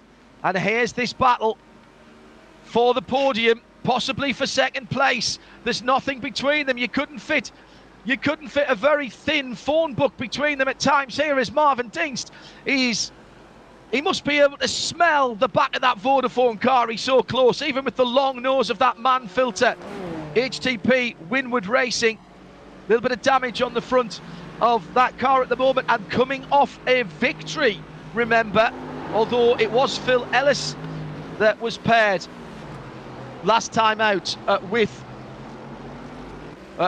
Jack Sedgwick. Sedgwick's once again done the middle stint. Marvin Dienst will take it to the end. Oh, this is fantastic stuff. Absolutely fantastic stuff. We haven't seen the HTP car always running in the Man Filters livery, in that dark grey with green striping, race stripes on it, and in fact that's how it's running in the real world this weekend down at Portimao. And we'll be going ad-free for those of you watching to the end. Can't break away from this. Thanks, Michael, for letting us know that.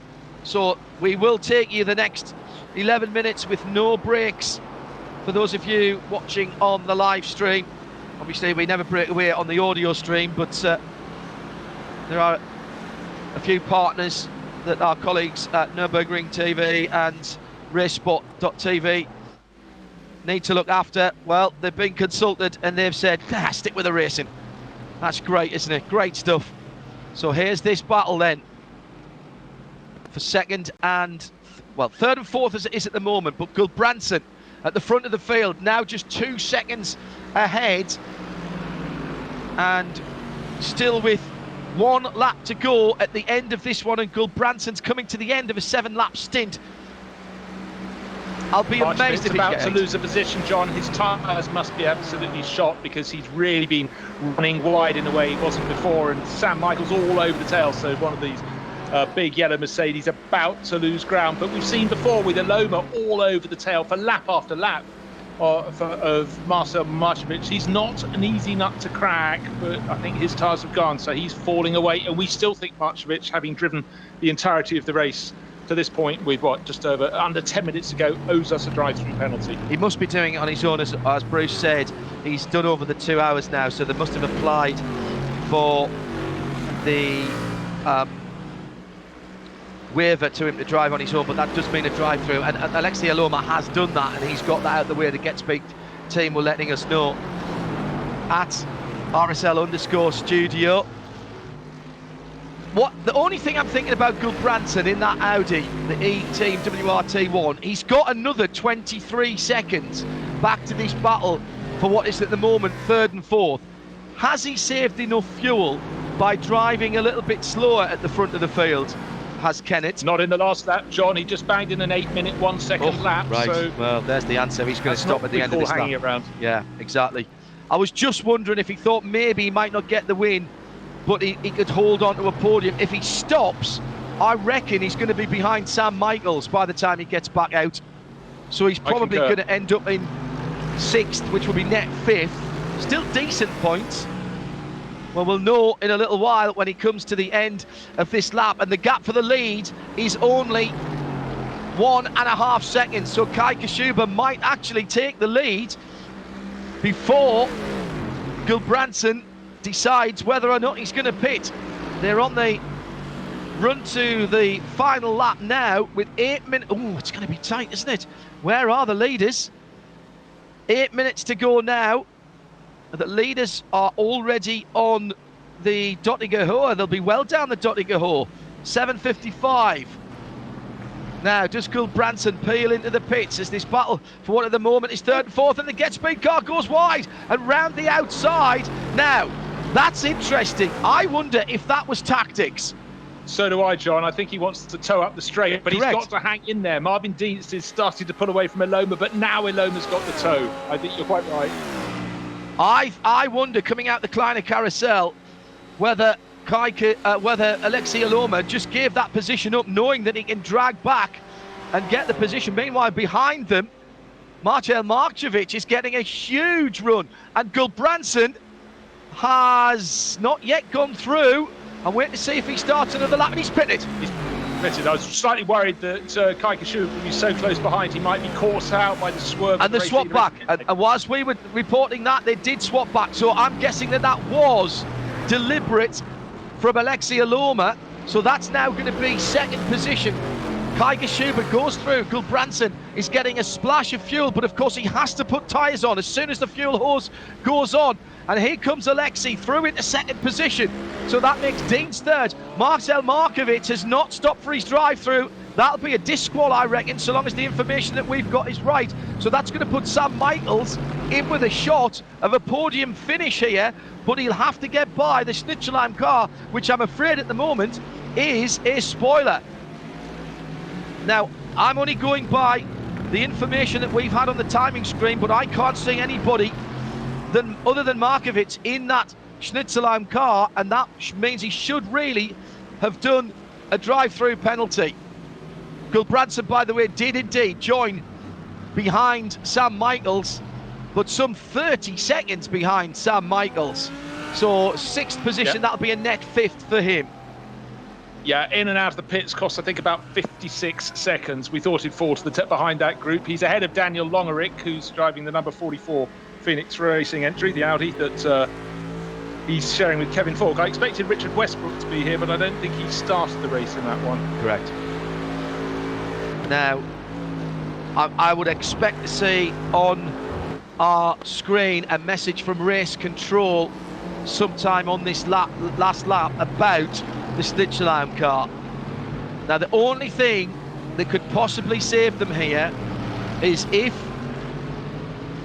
and I know this is a possibility because I've seen it in the regs, we might have two drivers sharing one rig and one account, and therefore it might have been showing as Marcel Markovic all the way through, but somebody else could have literally been sitting in the seat. They would have had to have provided evidence for that, and a good reason. But if that's not the case, then somewhere around this last lap, as we saw with Williams Esports, Bruce, I expect to see a message from race control saying applying a penalty, which I think will be a disqual for that Schnitzelheim car. I think so. We certainly saw it with the race-leading car last time. The race-winning car of Dominic Steib and Sami Matti-Trogan, that wasn't given a time penalty. It was tough luck. You won the race on the track, but one of you exceeded your driver maximum stint length time, so you're out. It's not a penalty, but I think you'll need a better excuse than the dog ate my homework, wouldn't you? I'm afraid that's all Marcel Markovic has as his defence at the moment, as far as we understand. 20-second advantage, 22 seconds, Kai Kashuba over Alexei Aloma. Aloma, though, is busy in the office. He's got Marvin Dietz all over him. Let him pass, dragged him back past him up the Dottinger Hoa, but he's got to do it. Try not to let the reverse happen this time around, and certainly Marvin Dietz is exactly the same. Okay, oh, look, you've made a mistake. I'm going to pass, then be passed again on the run to the finish, but really tight. Second, third, fourth, and fifth. Aloma, Dietz, Markovic, and Michaels. Almost close to fail. Well, the time will run out in 3.5 minutes, so this is the last lap, so this is the battle for second position between at least two of those cars. Sam Michaels might feel that he wants to get in there. If he's going to do it, he's got to get past this Schnitzelheim car. We expect that car to be removed from the results, but we've not seen anything yet from that, and I'm looking on the at the moment on the message screen. By the way, last time around, sorry Bruce if you mentioned this, Kai Kashuba did set a new fastest lap of the race, 8 minutes, 0.506. That was the previous lap, 8 minutes, 0.506. So Kai Kashuba has not eased down at all. Bruno Spengler started, did 7 laps.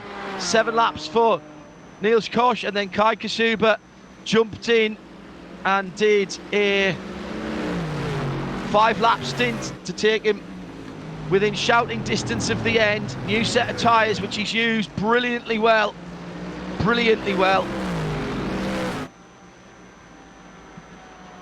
Well, it's quite beguiling, this battle for second place. Aloma still holding off the yellow Mercedes, similar Mercedes of Marvin Dietz, but Team BMW Bank just sitting pretty, 22 seconds to the good, and setting the fastest lap of the race. What more could Kai Kashuba do? but to give this team its second win in the last 3 outings. Oh, side by side again, going up the hill, but this time it's repelled. And Alexei Aloma, remember, who has driven the whole race, he had the penalty of a drive-through that he had to take for Motorsport's team Get Speed. Their social media's gone very quiet recently, I expect, because they're biting their nails at the moment watching this. Marvin Dingst with Manfilter Team HTP Winward. Winners last time out with Jack Sedgwick, who did the middle stint here, and Phil Ellis, who's driving for HTP Winward in the real world down in Portugal this weekend.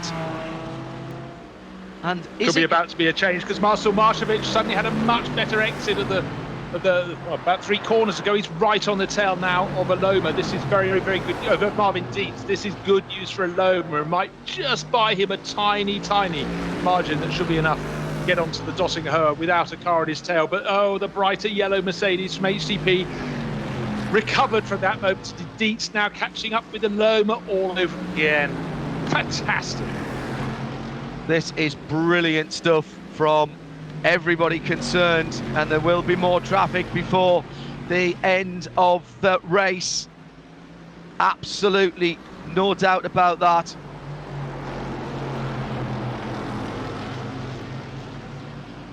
Just worth pointing out that Alex Serrano is only up to 10th place overall for the Mahler Racing Team. Will pick up as many as he would have liked. He is the championship leader. He's missing his teammate Agustin Canapino, who's away this weekend. But right now, it's all about Mike Schubert and Team BMW. At the head of the field, Schubert with a 22-second lead.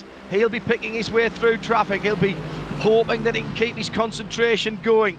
But he's already getting towards the Döttinger as the battle for second, third, fourth and fifth, with Sam Michaels at the back there. And the Valkenhorst car comes towards the Kleiner Carousel. Well inside the last third of the race now. The white flag has gone out. Time has expired. But here's the interest. Is there a big enough gap between Alexei Aloma? He's broken away a little bit, but I think Dingst is still close enough to get a good drag if he gets a good exit from the Gallows Hill corner. Immediately starting to move about the Team Get Speed car. That's going to cost him pace. He's putting steering lock in. Meantime, the leader comes to the final set of corners. He hasn't had to make a pass there. He could almost kick in the clutch and coast home from here. BMW Bank Team BMW Bank take their second win of the digital DNLS Nordschleife Langstrecke Series, powered by VCO. Team BMW Bank win it. The 107 car. Spengler, Niels Koch and Kai Schubert in that order are on the top step of the podium, and second is going to be Get Speed, a single driver. So that meant a drive-through penalty, and it's been overcome by the pace and the great strategy of Alexei Aloma.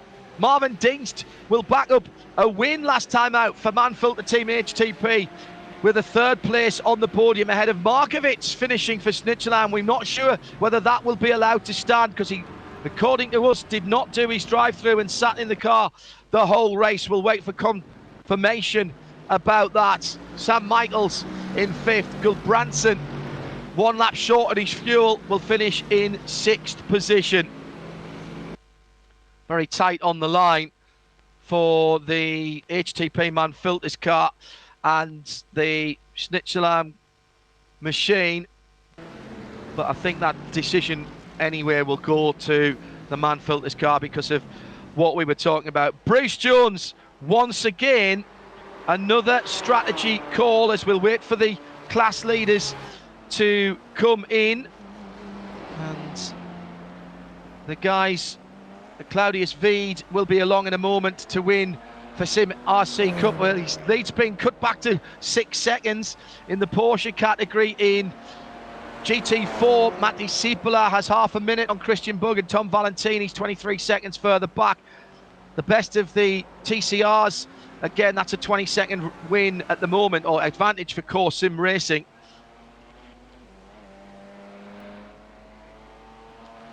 Well, Bruce Jones, again, tactics that were shuffled about, and a 22-lap race, not the longest but not the shortest that we've seen here either.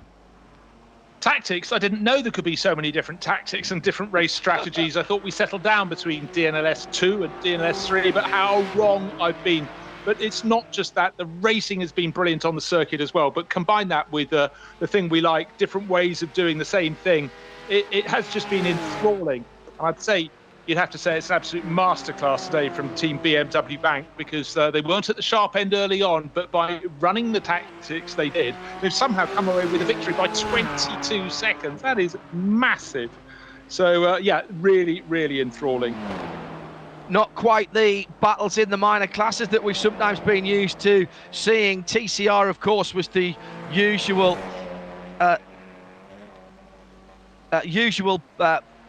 fright fest in some respects, with at one stage I think the top 6 cars, possibly even the top 7, within a couple of 3 seconds. But again, it's going to be the Sim RC cars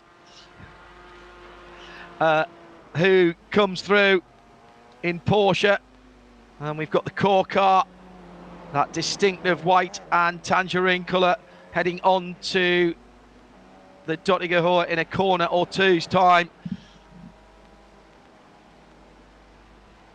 We've not seen so much of the supporting cast, Bruce, but with the action at the front of the field, I really can't fault our directors for making sure that we saw what was going on there. No, certainly not a crime. While we know there's brilliant racing in the other classes, I would say some of the racing today in the top class was the best it's been. Maybe not 4 or 5 cars together, but 2 cars together with another couple not so far up the track ahead of them. And one little mistake, you could see the whole thing concertinaing. And we saw cars getting very much on the ragged edge. We saw mistakes from Alexia Loma and Marcel Marcevic that changed the position, but you've got to forgive them. They ran for the full 3 hours, so no wonder they were getting a bit tired by the end. Well, here is the TCR leader, about to become the TCR winner. Core Sim Racing coming to the line and coming through now to win. Kimmo Sinonen and Patrick Kabinji did the middle parts of the race. They take the victory there. And that's not the first time we've mentioned their name in the new SP10 GT4 category. Porsches and BMWs now. Marty Sippola has anchored the... now we've now changed that to... No, that is correct. The Claudius V car coming through. Sorry, my apologies. So, coming through to take that one. That was Claudius V for Sim RC Cup 2, taking the Porsche category, and we're waiting to see the new GT4 category, and that is Marty Sippola for Core Sim Racing. So another great run for Sim RC Cup 2, and taking the Porsche class in some style, Claudius Veed and Simon Grossman. These guys have still got a little bit of a lap to go before we can call them across the line in the 303, which is the leading car in the Porsche and BMW GT4 category. Marty Sippola for Core Sim Racing 2, which he's shared with Sindre Setsas, who do the middle part of the stint, and Carl Janssen, who is the qualifying expert in that team, who led away at the start of the field as well. Interestingly, I've just confused myself there, because I had that car down as the 304, but that's the first time I've noticed that, because that's the first time I've looked at my team sheet from earlier on. There's so much to consider, John, but I was just sort of focusing on that victory. We talked about Kai Kashuba bringing it home, but Bruno Spengler, what a week he's had. You commentated on his championship victory in the IMSA series, and he's just pinged in a second win here. He's making a habit of talking to us. We'll just see this car over the line. I'm sure Bruno won't mind about that, as he's standing by for the for the interview. Just waiting for the Porsche to come to the end of this race and be the last of the racing cars home. Just under the Bilstein Bridge now. Bruno Spengler joining us in the global broadcast centre. We're making a habit of this, Bruno. People are talking about us. I'm talking to you more than most people in the world at the moment. Hey man, how are you? I'm always happy to talk to you. Well, you're always happy to talk to me. That's a very nice thing to say. I'm always very happy to you as the Core Sim Racing number 303 does finish the race and win the new SP10 class with the BMWs in there as well. I'm always happy to talk to you. It means that you've won again. Are you making a habit of this? Do you get real trophies for this, or are you going to have a virtual cloud-based trophy cabinet built? I think at the moment it's virtual trophies, but whether they're virtual or real, they always feel real, and I'm super happy that we won it today. After winning the title in IMSA, to win here with my two teammates on a completely different format, on a completely different track. It's our second victory here, so it's something very special. And I really enjoy having Kai and Niels as teammates because they're amazing. I can learn so much from them, and I think we are a really good team together. And we pull each other forward, and also to have the support from BS Competition is something huge for us. And yeah, at the end we won the race today, and we're really happy. It's a great Saturday. In the context of what we've seen in the previous 5 races, 22 seconds is actually a relatively comfortable victory. You weren't necessarily door handle to door handle with anybody on the last few laps. You did a really interesting strategy. You started the race having qualified with the 7 laps. Nils did 7 as well. Then Kai split the last 8 laps. Again, the heat out there affecting the tyre performance. So it wasn't the longest race we've seen. It was only a 22 lap race, and you guys called that strategy perfectly. Yeah, I think strategy was key today because it was super important to stay out of traffic. The tires were dropping quite a lot with the new tire model. The GT3 tires, they are dropping quite a lot with high track temps. So we had to try and stay consistent. And as you said, to do the 7 laps at the beginning, we thought about stopping early to stay out of traffic, but which a lot of other cars did. But at the end, we decided to keep going and then do 7-7, and as you said, split Kai at the end, which worked super well.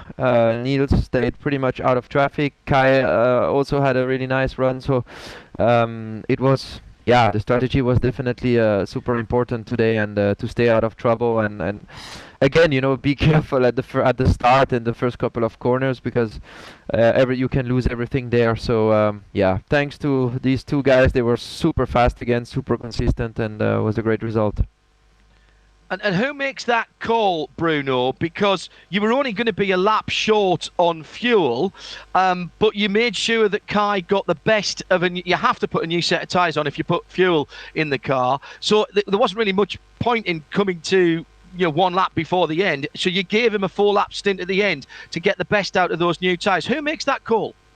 So at the beginning, as I was driving, Kai and Niels were looking at the numbers and looking at everything, and I think they decided together to do the call of the strategy, and then then after, let's say, a couple of laps of my stint, I think we knew what we were going to do, and then whether the last 2 stints of Kai were going to be 5 laps plus 3, or it was going to be 4 and 4, or it was going to be this was a little bit adaptive to the situation, but it was clear that we were quite early clear that we were going to do 7 and 7, and then how Kai's stint was going to be done, this was a little bit of a later decision, but yeah, I think Niels and Kai were really talking together and thinking together while I was driving in the first stint.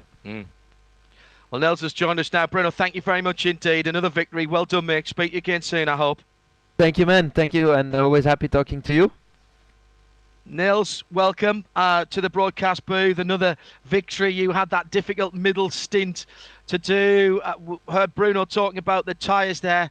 7 laps. That was the key to it today. You two doing the first 14 laps between you.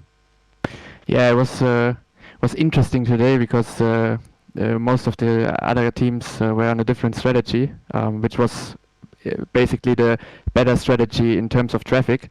But we wanted to do something else because we were a bit down on top speed, especially compared to the Mercedes, so it would have been very hard to pass them. So we needed to do something else in strategy. That's why Bruno and me both took very long stints, basically the other way around what the other guys did. And in clean air, actually, you guys had a pretty good car. You also, I mean, your stint, I noticed you had a lot of traffic in your stint. And at one stage, you had to go past the TCR battle, which was, I think, six cars all having a great scrap. And it was really important that you got through that traffic really quickly and didn't lose any time. Yeah, that's one of the key things. I mean, the times here are very close, and you don't just drive 5 seconds faster than another guy here, but you can easily lose 5 seconds in traffic. So traffic is a very important thing here, and that's what you need to manage as well to win here. Well done, Nils. Have a great weekend. Hopefully speak to you soon. Thanks also to Bruno Spengler, winners at the front of the field. Let's take some of the class winners now as well, and the new GT4 category as it is now. Still a Porsche victory. The core team are with us: Carl Janssen, Matti Sipilä and Sindre Setsas. Let's start with Carl, who qualified and started the race. Bit of new competition for you with the BMW M4s this week, but I think the first 4 positions were still Porsches. Carl, how was that start of the race for you? The start of the race was fine. Got a good launch, and then was able to take the racing line through turn 1. The speed of the car today was very good, so we were able to pull away and get a gap quite immediately. And then from there on, yeah, it was just a run to the line. Sindre, you did the middle stint there in the core machine, and often that's where things can be won and lost. It's a really important time. You've got the leaders coming through possibly as well. Very hot temperatures here. Did that affect how you were driving the car in terms of how the tyres were performing? Yeah, there's been an update to this car, so the tyres now massively overheat instead of actually being on temperature they should be. So yeah, it's not ideal running around with almost 140-degree tire temp. That's Celsius as well. So yeah, it's just blistering hot tires out there. Yeah, it felt quite okay still, though. We seem to have a huge pace advantage on the rest of the field, so that was good. Also, the middle stint was chaotic as ever. Leaders coming through, making the moves I expect them to do, dive bombing everywhere, but I'm used to that from real life around here, so it's nothing different really. And Matti, you finished it off. You had the glory stint, had to keep the concentration going as well. In the end, finishing a little bit further ahead than we've seen recently of the Zorg Rennsport guys. Did you have an incident-free run to the end? Just keeping your concentration going, clearly. Yeah, there was no problems on my stint. There was quite little traffic as well, actually. So it was quite clear run to the end, and the few faster cars that came through, I gave them quite a lot of space and gave them away quite early, so I didn't want to risk anything there. So it was quite clear and easy in that way. And Carl, if I can just finish with you, update to your car recently, as we heard from Matti. The latest update from iRacing put the BMW M4 GT4 in there. Right, come on. Tell me the truth. I bet you tested the BMW M4, didn't you? You all tested that before you decided to stay with the 718. Yeah, for sure. I think every team tested it. For us, though, it wasn't as fast as the Porsche. Probably could get close, but with the right setup. But yeah, since we already had a lot of setup work in this car, we decided to stay with it. Well, it's another great result for you. Well done, you three, and we'll see you at the next one. Another good win for Corp. Well done, Carl, Matti, and Sindre. Well done, mates. Bye. Yeah, thanks. Thank you, guys. So Bruce Jones, once again, some familiar names there that we were talking to, and I had to ask, of course, the question about that new BMW. Added some variety though into what is now a proper GT4 class and not just another Porsche Cup class. Well, we're all for variety, of course. I was trying to watch when it was in close traffic with the leading Caymans to see where it might benefit, be better than them, and where it was losing out. But unfortunately, the story was told by the fact that the best place of those BMWs, mainly with sort of trying to remember who was driving at the time, but it just couldn't stay with them. And so it was very, very hard to make that comparison. But I'm sure it will get closer. And it just made me laugh when you asked the question about, well, did you test the BMW? But of course we did. They're racing people, aren't they? So, I think it's great. And I'd love. Well, isn't there a big advantage as well, Bruce, in the virtual world? It's not like they had to go out and buy one and put a load of other kit on the truck and, spend time on it. They acquire it through their credits on iRacing and then they can do back-to-back testing. That is an advantage of the real world. No, exactly so. It just makes me laugh. The similarities between real world racing and sim racing, they're even greater than we realised. Yeah, they certainly are. Another fabulous race. Bruce, thank you very much indeed for joining us for round 6 of DNLS. DNLS 6 was the H&R 3-hour race. Congratulations to all of our winners. Tactics once again playing out at the front of the field, and tactical perfection by Team BMW Bank with Bruno Spengler, Niels Koch and Kai Kashuba for that 107 Team BMW Bank team, taking the victory by 22 seconds. You can almost say you could count on them. Sorry, couldn't resist it. We'll be back for round 7, of course, here on the Radio Show Limited network of channels and in sound and vision.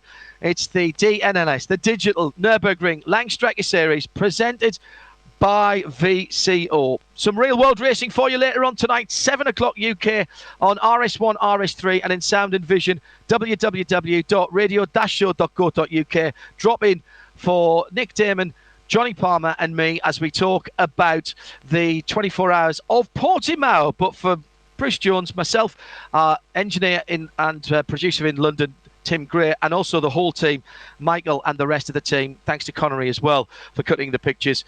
I'm John Hindhaugh. Thanks very much. Enjoy your racing weekend. It's the best of both worlds today on the Radio Show Limited network of channels. Bye-bye.